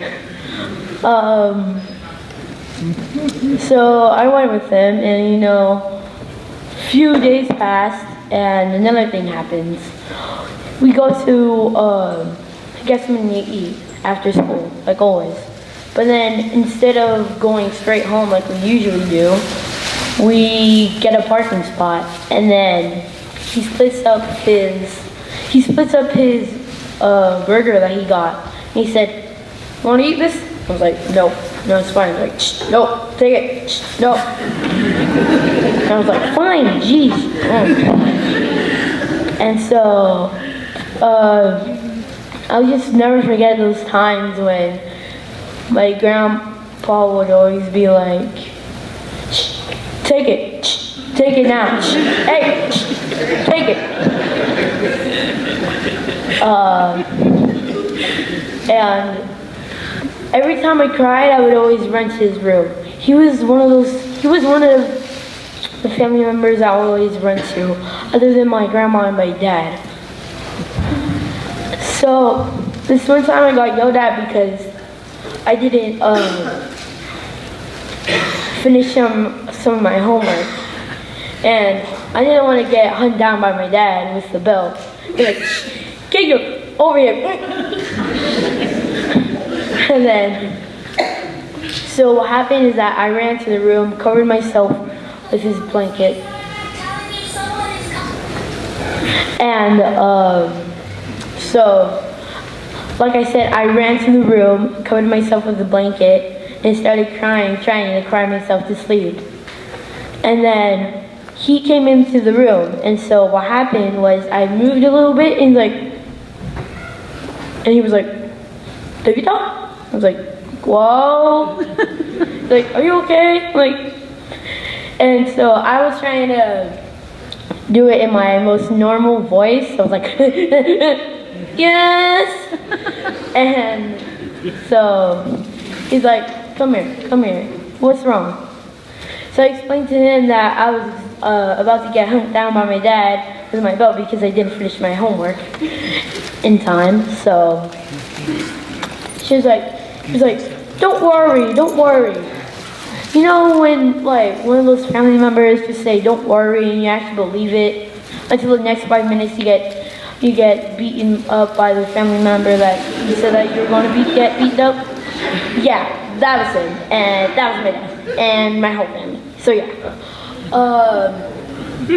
So it was just really funny when somebody would say, "Oh no, don't worry, you're not gonna get in trouble," and I get in trouble 5 minutes later. And I say, "This is your fault, and then you are so dead to me." And every time, when he got sick, every time after school, I would always forget to say hi. So every time I would walk in and I would sit down, and then my grandma or my dad or my auntie will come, walk into the room, and I was just sitting there, and they'll be like, "Shh, go say hi to your grandpa. Shh, come on, out of the way." And so, and then after a few days, they started saying, "Why don't you go hang out with your grandpa?" I was like, "Geez, are we on some schedule? Geez, dang, what? Okay, what's this? But sure, why not?"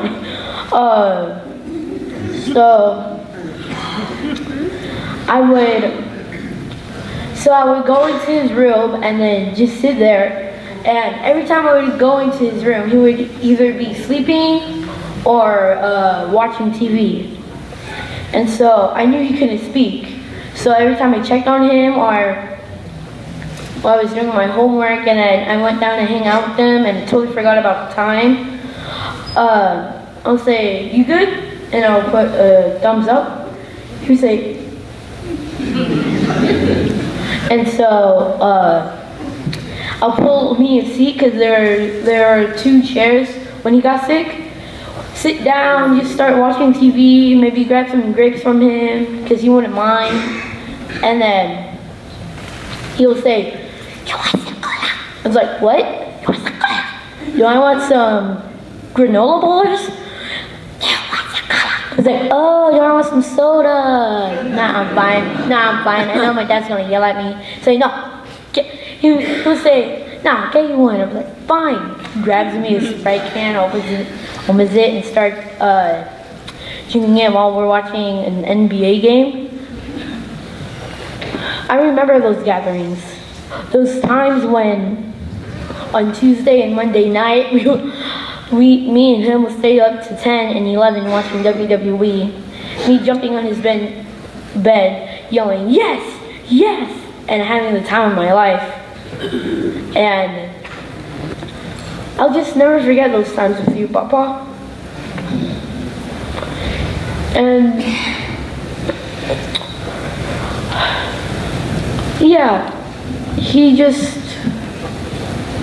was a good man to me. And so what happened was I looked at him while I was on my iPad on my Kindle, and it was like, top 5 kids who did this to make their family members happy. So I did the same thing. I wrote him a letter, and then it said, hey Papa, I'm now planning on buying you a ticket to the next WWE game match thing. I know my piggy bank money isn't enough, but I'll sure find a way. And he gave it to him, hoping that he'll say, yeah, sure, okay. He said no. And I was like, why not? He said, your piggy bank money is for your education. Not for me and you to go hang out at some WWE ground. But thank you. He said that he would keep that letter in his wallet forever, and he did.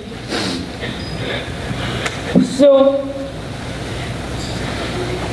when I saw him, right here, I thought about the letter.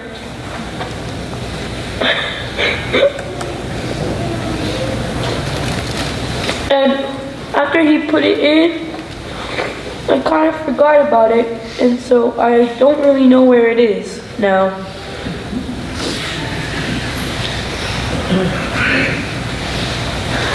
So,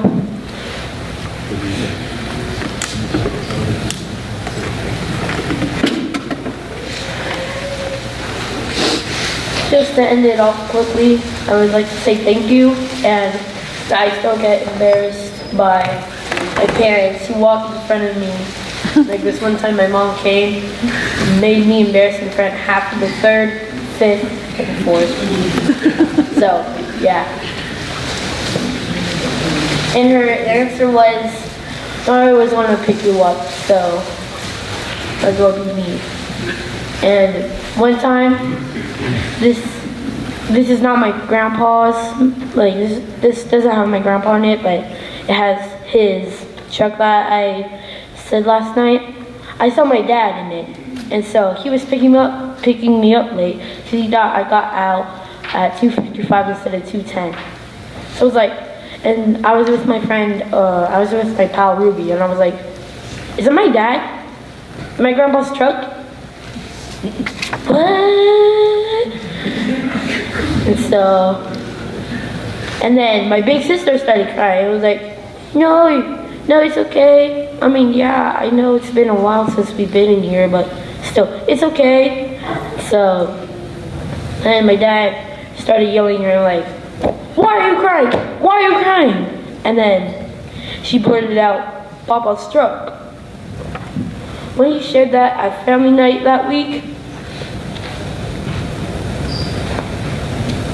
I was holding a stuffed animal. Ever since he got sick, we gave him stuffed animals, and I was holding a gray teddy bear with a bow on it. We gave him that, but then when I went to Outdoor Ed, I took it away to remembrance. I still have that same teddy bear today, so It's one of the only things that I hold from him. It's not his room or his phone.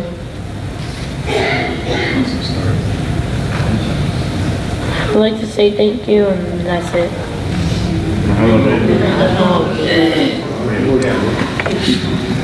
He's a heartache to follow, but I'll try. He voi hoto whakapo. Tāne mākonga, tāne au. Papa halai whanua au whetoa. Ko au eni ko kafu. Pea mo oni pe whau ai whewhine.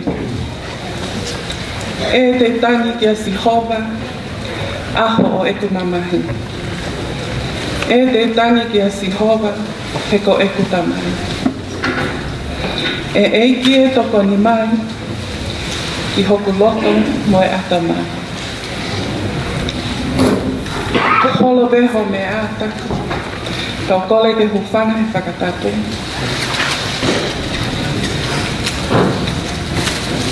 Kai whai atai ki, manatu me lia he tangata eiki koini.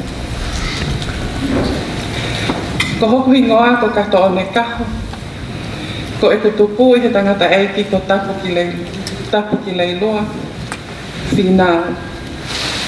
Ko e lahi a leiloa i Falanisese.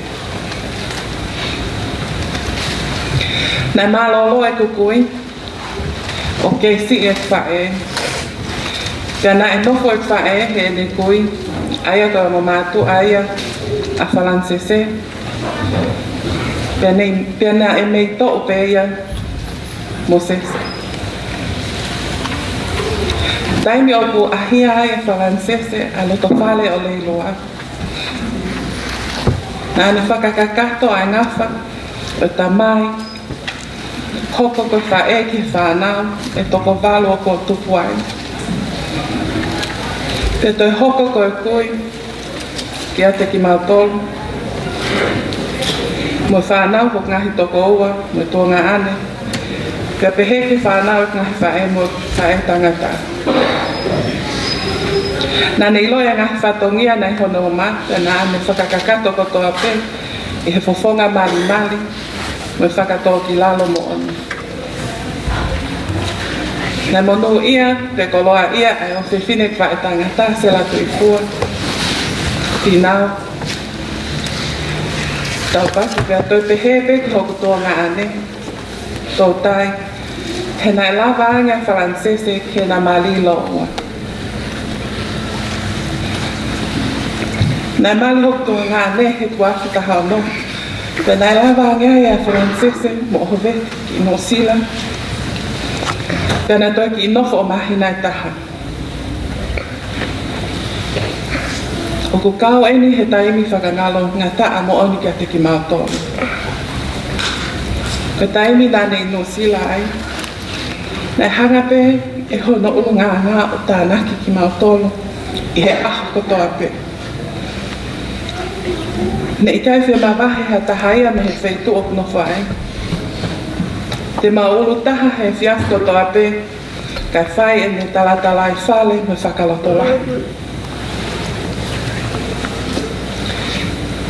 Nā ne whenga ke iai hano ki taimi tāu taha, mo toko taha kotoa pe. Nā iai pe e ne whakalaulau noa mawahe, ki he whanau me mokopuna i whae. Mahalo koe nā tupu whakataha hake. Pea ko au pe ne whoi pele. I he lau pe aku. Ka ko hono ulu ngā na e pehe. Nā hange pe he toko taha kotoa pe, koe pele ia asese. Nā ne whenga ke whae ai le leitaha ke mau whia. E ne whoki mai me ino sila.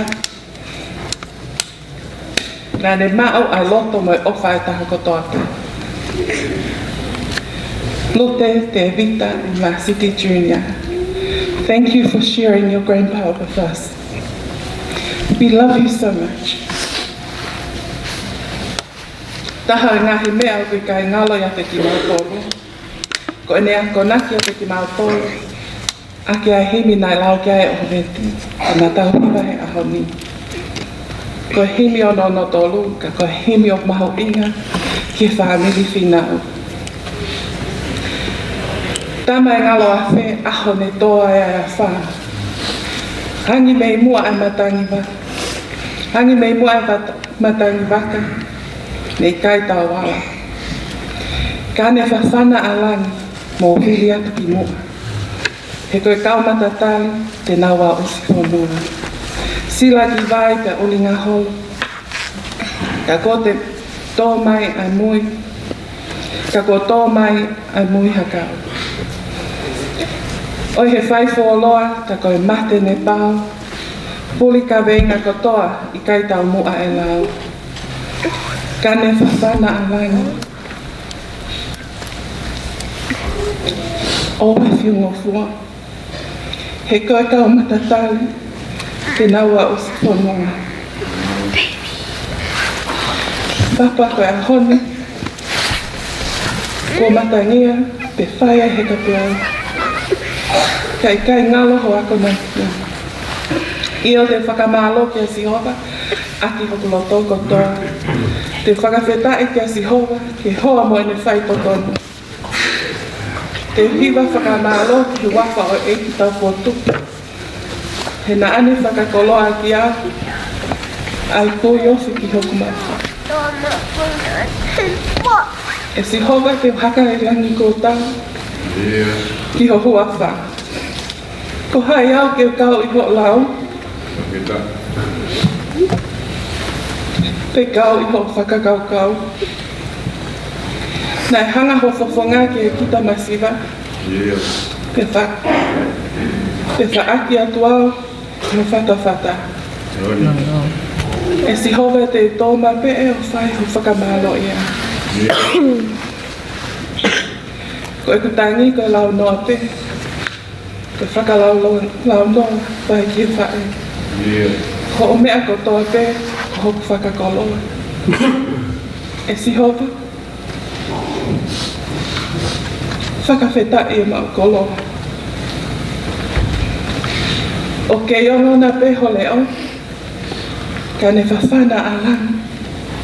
Mō vili atu ki moa. He koe kau matatali, te naua o si whanua. Papa i kai au pito te uhana.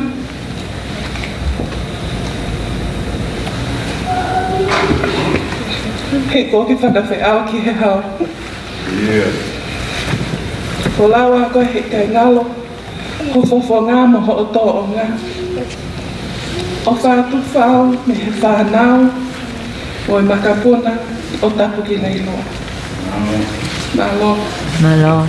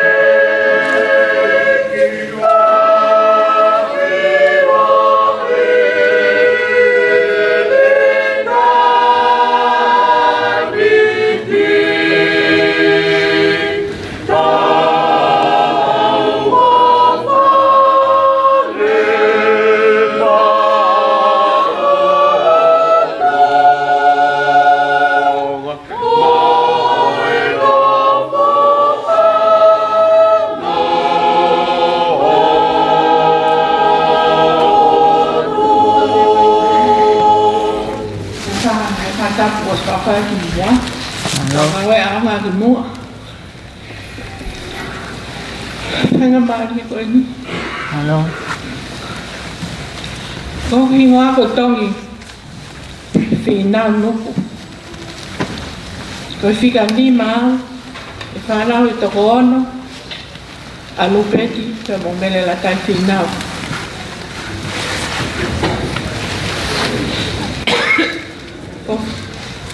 Koi manat melia kita mai koi ni. He nai mole tolo ue ngā mātoa. Tike ki umau ho.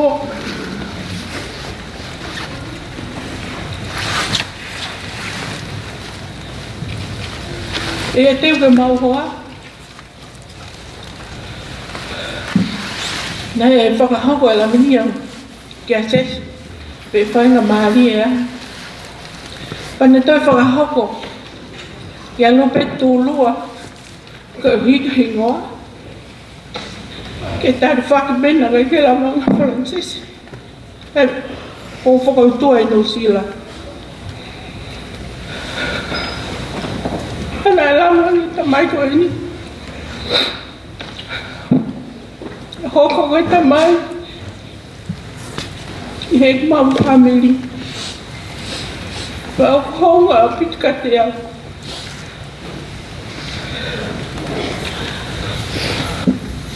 Nā malolo mau tagata eki. Koe toko taha pei a mau tōnu lai osmari.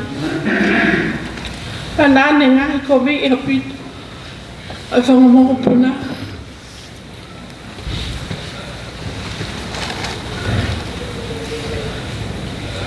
Ko manatu ofa ke tamahi koe ni. Koe huawhita haunua katoanga koe toloa, teo ni manoa. Nau klawa atu ki tonga. Mo ki family. Koe woho ki fin mātua, mo whanau toko whaa. Ka koe woho ki fin mātua. Toko hoa kuna osta uho futu. Ahoi taha maunofo pe. Pe au i e sese. A lute. Ka moe woho ki fin mātua. Pa koe nā woa nge. Tō hake tamai koe ni. Panga ni manoa. O ne mōne oanga ki hoko o Finlahi ko Lavinia. Nai kai ke mahen hoko o Whiwhine.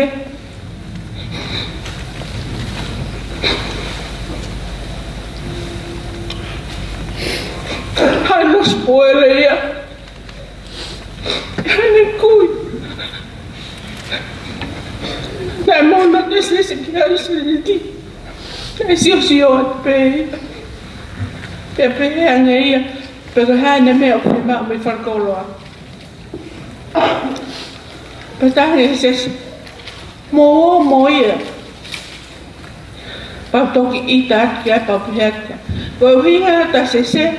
Ke mo o whaiteria aki. Se nit koe nai wharkoloa. O whakmahalo atu sese. O whonga tunga koe kui ki whanau. Moe a whakamali. Ke nau experience. Hai o whakui.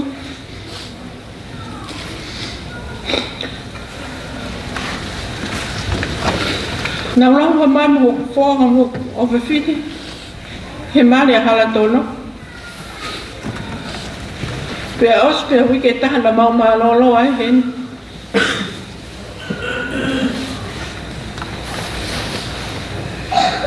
Pana mamuf ka tohe apo o heweti. Mau kau wholau. Whakatape mo whoha. Ko ia pe tangata. He mau no who. Ko whaktonga i tamai koe ni. O manaka pe ia ke alam ki ia ko heweti. O angi se ni ki whanau ke nau whanau sopi. Whako ia hoi taha kua lama tāran.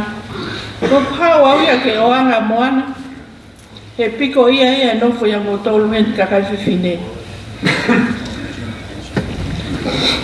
Pane uta mai au whoha nao. Ta koe koe alo whekaua. Whisi hoi mo lupeti. Ke na oa kume mea au whoha. Kung manak meri e ia ki tamai koen. Kau hiko le anga whainga maari. E nase whanau. He mea na me whare tamai whanau. Pula wase. Kai ke ngalo pa. O ofa ka apito ke te koe.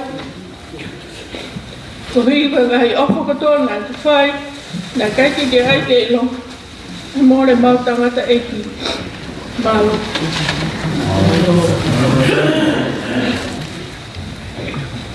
Koe ke whakatapu o sana whaki.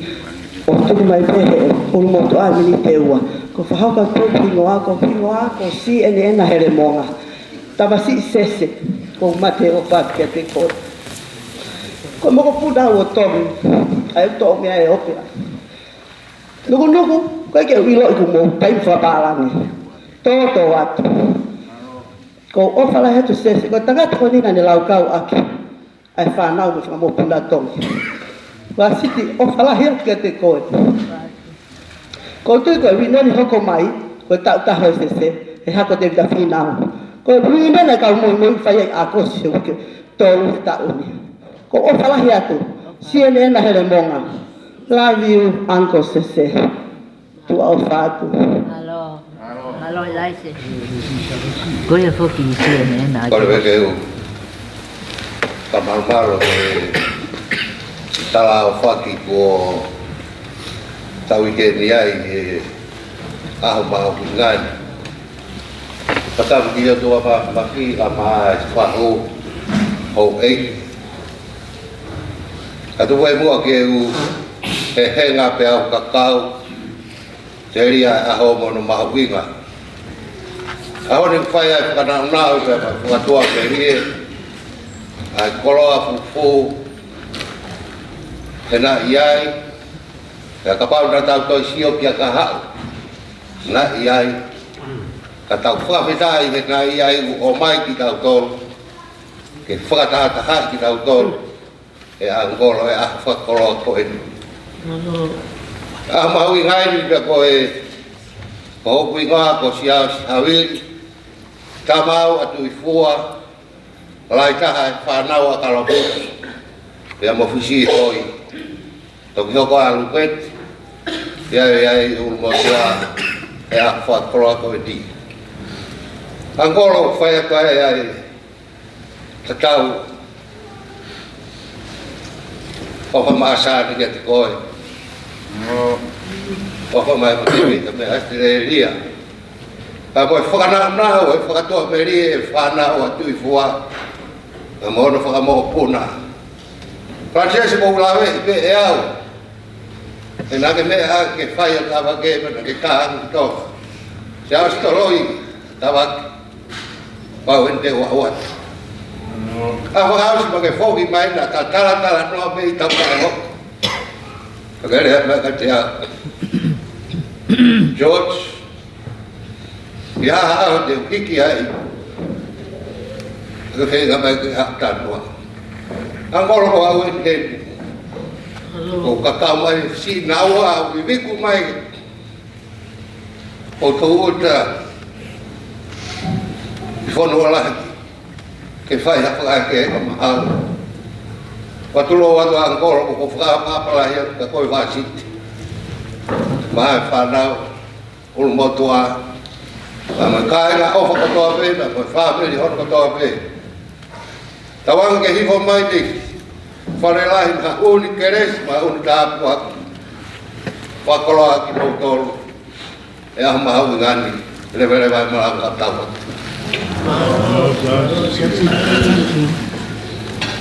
Tau manat meri ko asi pe. Kore ke u whakatulo wat. Upoko e taimi, u whakatulo wat. Te weni, tala of kahopakan. Luongo me tama e kini o koukui aki. Ka nai oi me e ako kaho.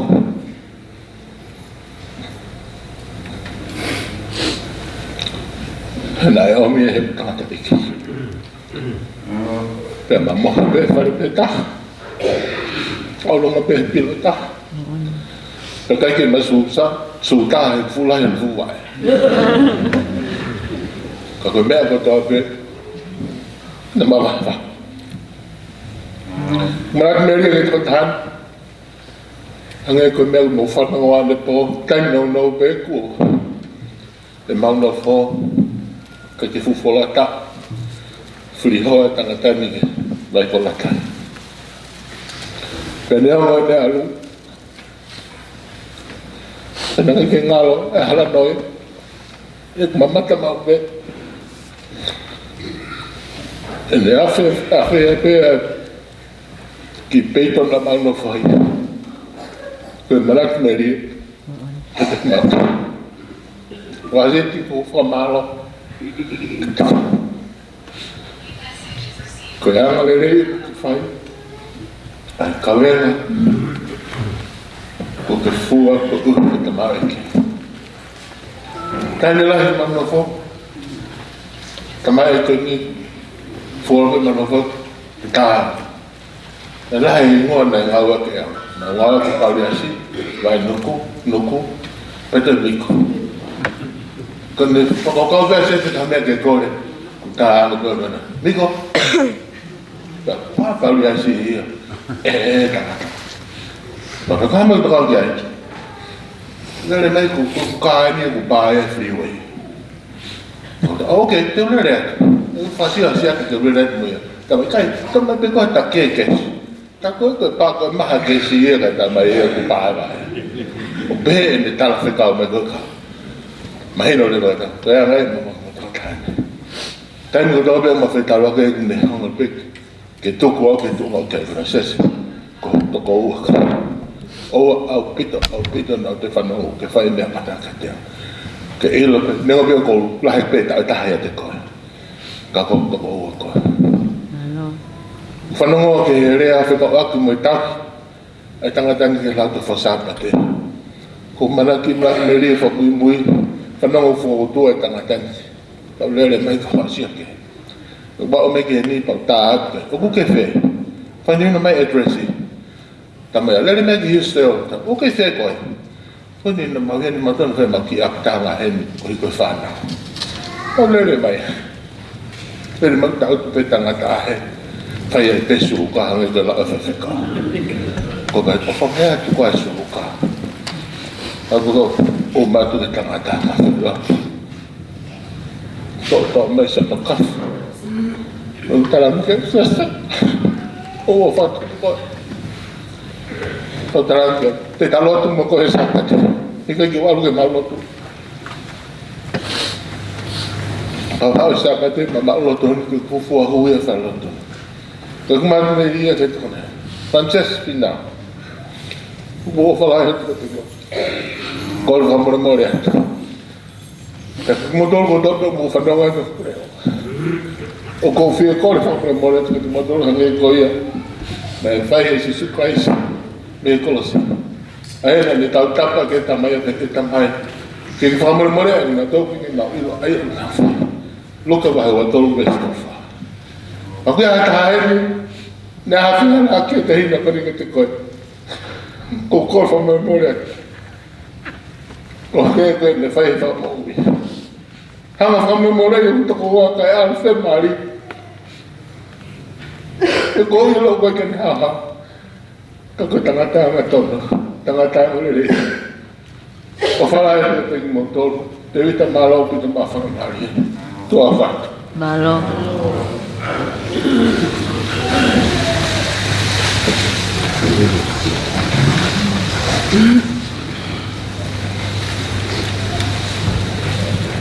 Malo tu habe mo tau ke raos. Pauliasi.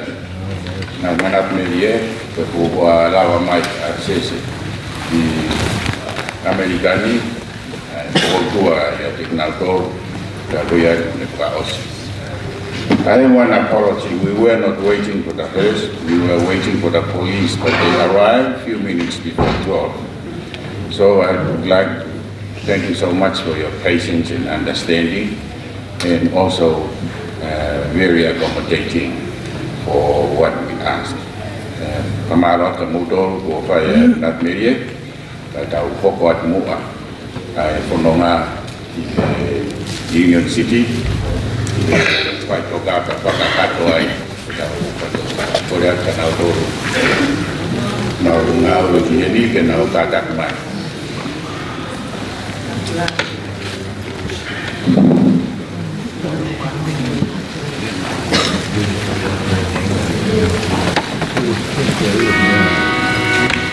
Katak mai.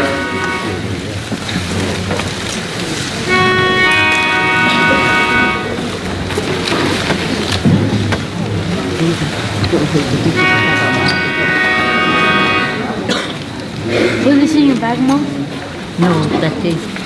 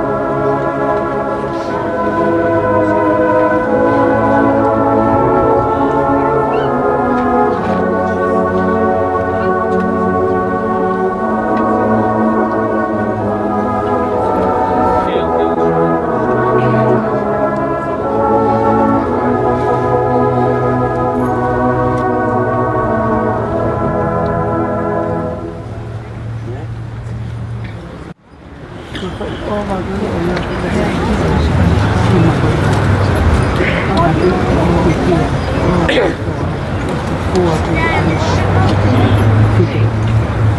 mai tol o fu ma valo ini ni tol valo o foro no e tau mo ui e fonu e foki e ai ai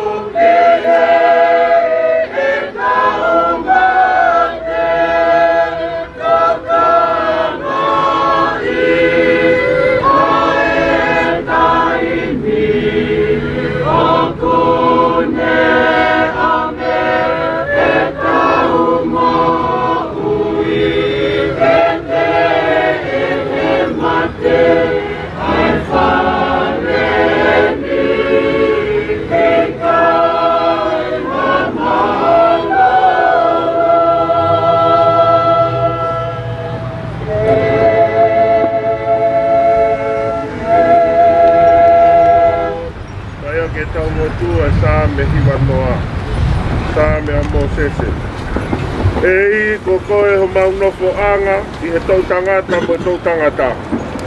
Te ki whakatupu a ngahi mo ngā, te whanau ia mamani mo i whonua.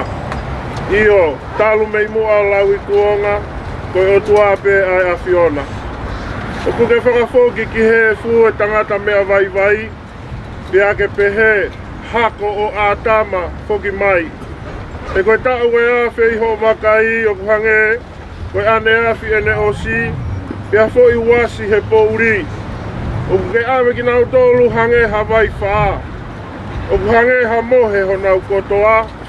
Pongi pongi o ku nau Pange, amukai musie, pongi pongi, lanu mata motere vave, e fiafi, tuusi hifo pe amae, he koho hou hau o mau osi ai, pe mau tāfu ua iho tupta maki, ua ke whakotu e mau ngahi hia iho ao nā, koe mau ngahi mea fufu, i he māma oho fofo ngā. He koe pare ho mau ngahi aho kotoa pe iho hou hau, o mau whakaosi ho mau ngahi tāu o hange hatala noa ku lau. Koe ngahi aho ho mau tāu, koe tāu e fitunga fulu. Pea ka lahi ho tongu, e au nai ki he valunga fulu. Pea ko hoto viki a ngā, koe ongo sia moi muna. He oku tuusi vave, pea tau puna. Ko hai o kune ilo i ho hou hau hono mama wha. Pea koe lahi o tupu tāmaki o tau moho ngei a. Ako mai ke mau whakafuafua pe he ho mau ngahi aho. Ka mautu mai haloto poto. Liliu eiki ko futu. Ololou te ria. Ho kau tāmai o eiki ko ki mau tolu. Whakamākona ki mau tolu ke i pongpongi a ki ho alo o wha. Ke mau mawama mo fiefia i ho mau ngahi aho kotoa. O mi ha fiefia ke hoa. Moi fuoloa o mau whakawaiwai e he awhiona. Ai ngahi tāu ko mau whiangai ngai moi kovi.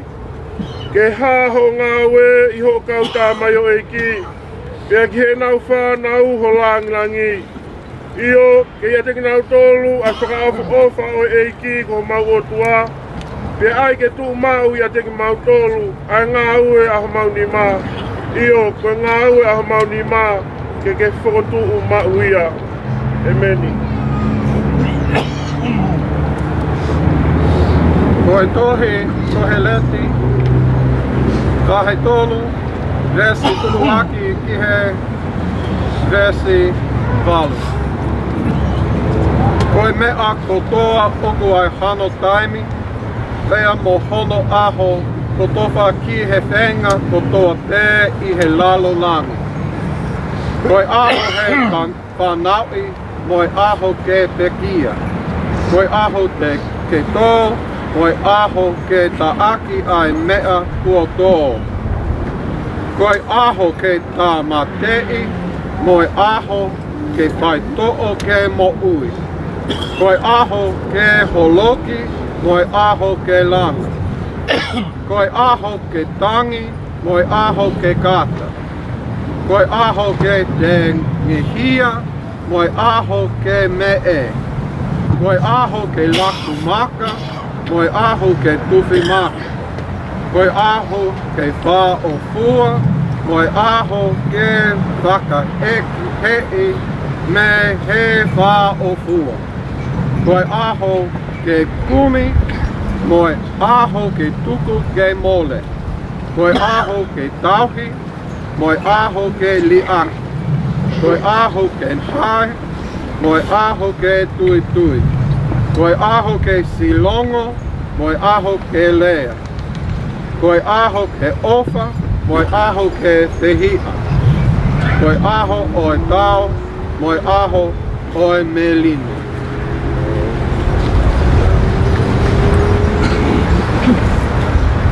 We are known by many names. Falanisese is just one of them. I would like to take a moment for you just to call out all the different names by which you've known him. Sese? Huh? You know? Papa, I heard Papa.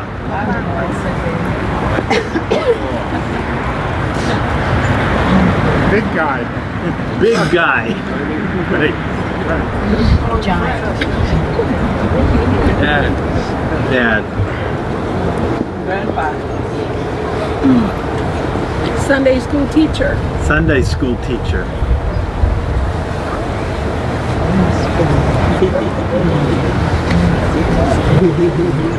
Let's pray.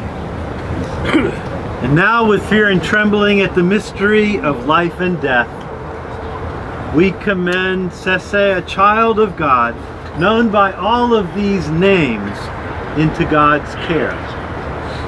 His body, which was a gift of the earth, we commend back to the earth, ashes to ashes and dust to dust. His soul, which was a gift from God, we commend back into God's care. And his life, which was his gift to us, we commend to our memories and to our hearts. Let us pray together or sing together the Lord's Prayer.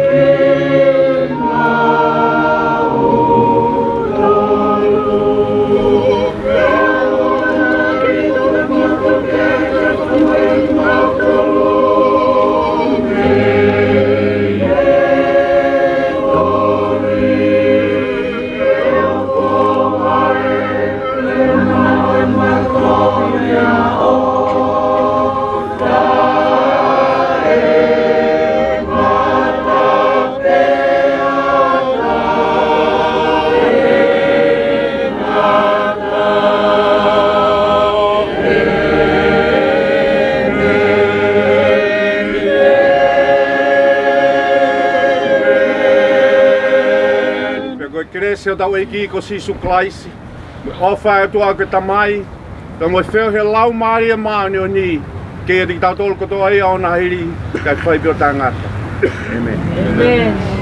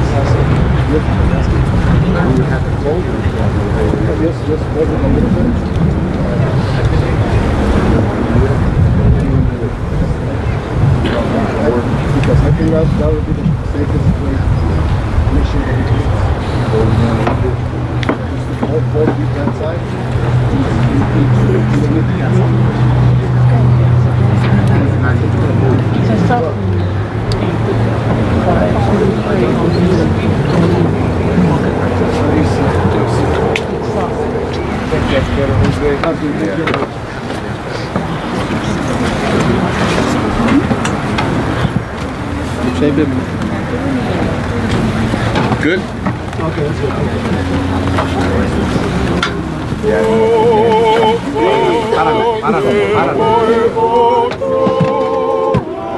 ¿A los derecha o izquierda? ¿Qué necesitas? ¿Más? ¿Está bueno? Ya.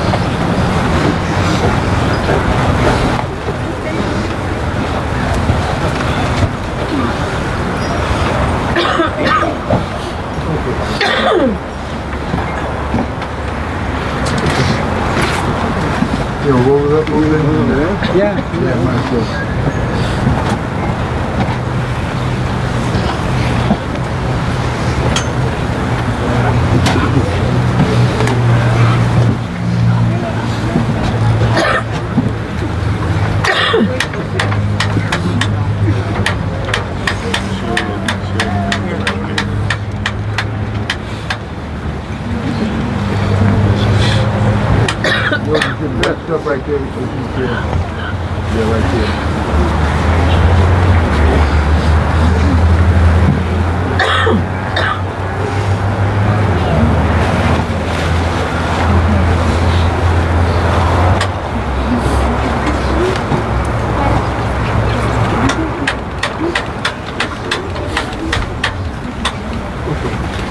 All right, thank you, Jose. Thank you, Ezekiel. When is God good? All of Thank you, babe. Now, they want to put flowers. You guys want to put flowers? Come on, you can put flowers in. Okay. Go ahead. Does anybody else would like to have flowers to put flowers in? Is there anyone else that would like to have flowers?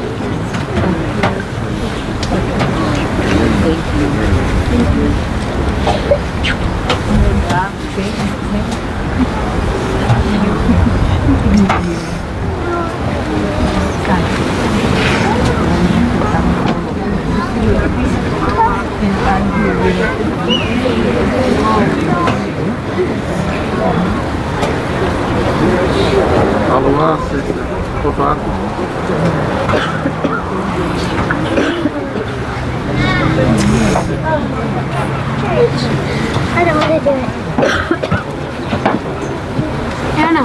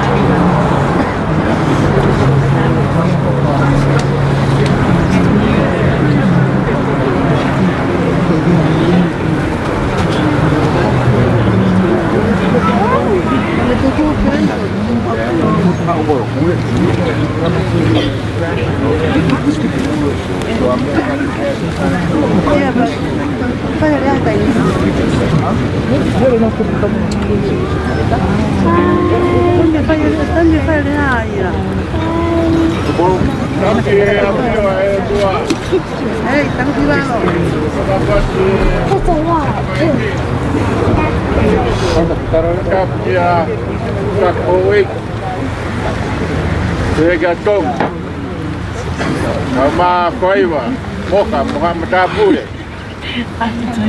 Pagka tayo pagkakata ito ay patungiya ko yun. Kaya hagi kamalo. Kuhi. Kuhi kawala. Kuhi kau kama. Ang nautolo nga hikup si kauat. Ipiwak itaw tolo. Mafi ko yun. Taulawa mayo pagkakat. On behalf of the extended family of Cuneo Fisi, Francesi, I'd like to extend our most sincere thanks and appreciation to the Reverend Ted Pigot and also your Presbyterial team, the stewards, for the understanding, the support, the caring, the guidance since before Christmas and up to this time. We are very aware it has been a very busy time for all of you. And as I was saying, Jesus sometimes when he was on to something, then something else would happen, he makes time for that. The daughter of Jairus, who was looking after the synagogue, she was dying, or she was very sick. And while he was on his way to help, the woman who had the flow of blood approached, and he made time for her, even at the busy schedule he had. And we are very grateful indeed for your graciousness. It's been a time of, it's Christmas, it's New Year's, and also the week of prayer for a lot. And yet you made time to be able to accommodate the need of the family. So we would like to thank you so much for that. Pamalo lahiat, kohi koe ongosia, kamo whakaifiefe i Apisia maulalo koin. Aku hange ko ia ko lawa sisu tuko amate ke tanu amate. In our culture, it's like the Jewish culture also. We cope with death very well. They are going. Weke hina ko iria ke amate ke tanu hakakaya kumate. Kako tuko amate ke tanu e kau tauke mo nia. I fe paki mo fe kuki mo mate ko hina ya lawa sisu. Okia ni hum nau tengi hia. Okia ni ko kau riongi. Okia ni ko kau malanga mo kau lotu. Okia ya ho eiki. Okia pa mo kakai ofa mai, pa mo ngahi maheni. Ko kakai na hina ke sisu. Ke tuku amate ke tanu e kakai nau tauke e fe kuki mo mate. Pea mama ai whanonga pea mo mawhasia. Ko hi ko mo wala mai o hange koe whakahino hino koia ai eiki. Ko torona e loa. Mama e kawenga. Ko mama e pouri. Pea ko ma whana ai momoko. O wea e whakamalo mo e whakawhita iat. Ko hi ko mo wangosia mai. Kawange ke whakiwa te o tua. Kei ke halea lerei. Thank you very much for the message. All the prayers over this past week, it has helped to heal Wasiti and the children, the grandchildren, and also all of us. Mamalot, kamasetu ata ka may siyasi. Kawala e fatongia hiwa ka may lot. Yuna e fatongia hono kotoa o umay gihen. Katak, ko hidi ko ini, tau matu os. Porque ato hahake ki hahake, hifo, toke lau ka mo tonga, ki he takta feitu, malo ko aunga, Kia tek mautoro ha mo wala mai. I he kaweinga uhanga e Falanisese o ui ki tau tolu ki ai. I li peko ni e foke whami o whai e ki tuataha whakakato ia. Pia i pe mea lere mo e ki oho tuku he. Tō atu peke ki alo whai ake hao tala noa. Pia oa nā ngalo e wito ou pia mo ki nau toru. I ngahi lotu kuwhia aku mo whai. Pe ki rea pa mo e whakamalo atu. Kawange ke whakiwia te o tua. Maki mo toru. I ongo sia ko mo whai mai. Mo tokoni lahia ke te au. Pia mo e Apisia maulalo. Mo ongo sia mai ai. Te verewa e malanga na tau. Malo. Malo. Ai Finau. E lana kau e te tau.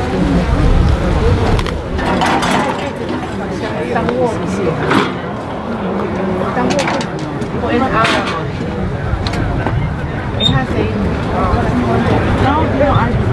that was the Jose, we're going to have to move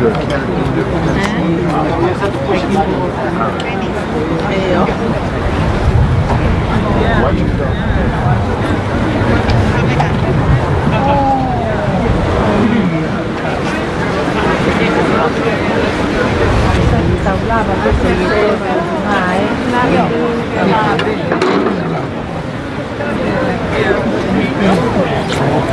Okay, let's tell them that we're pushing this back a little bit. Okay, y'all just be still. You have to move back. We're going to push the canopy. Just stay right there. We're going to push it back a little bit. So you guys got to move back a little bit. Okay. Are we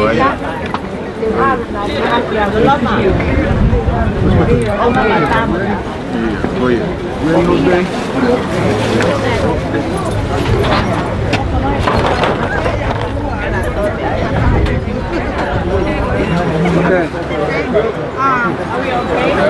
Yeah. Sorry. Yeah.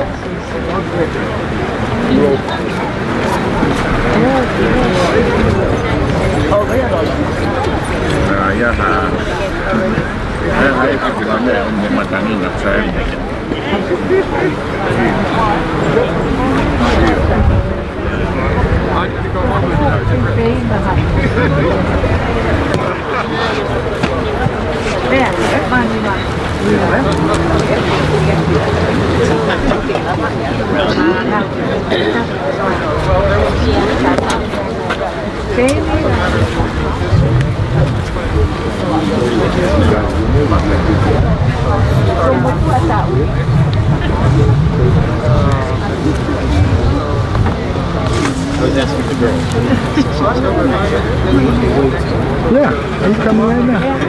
Yeah, he's coming. I know, he's coming right now. Thank you. You want that.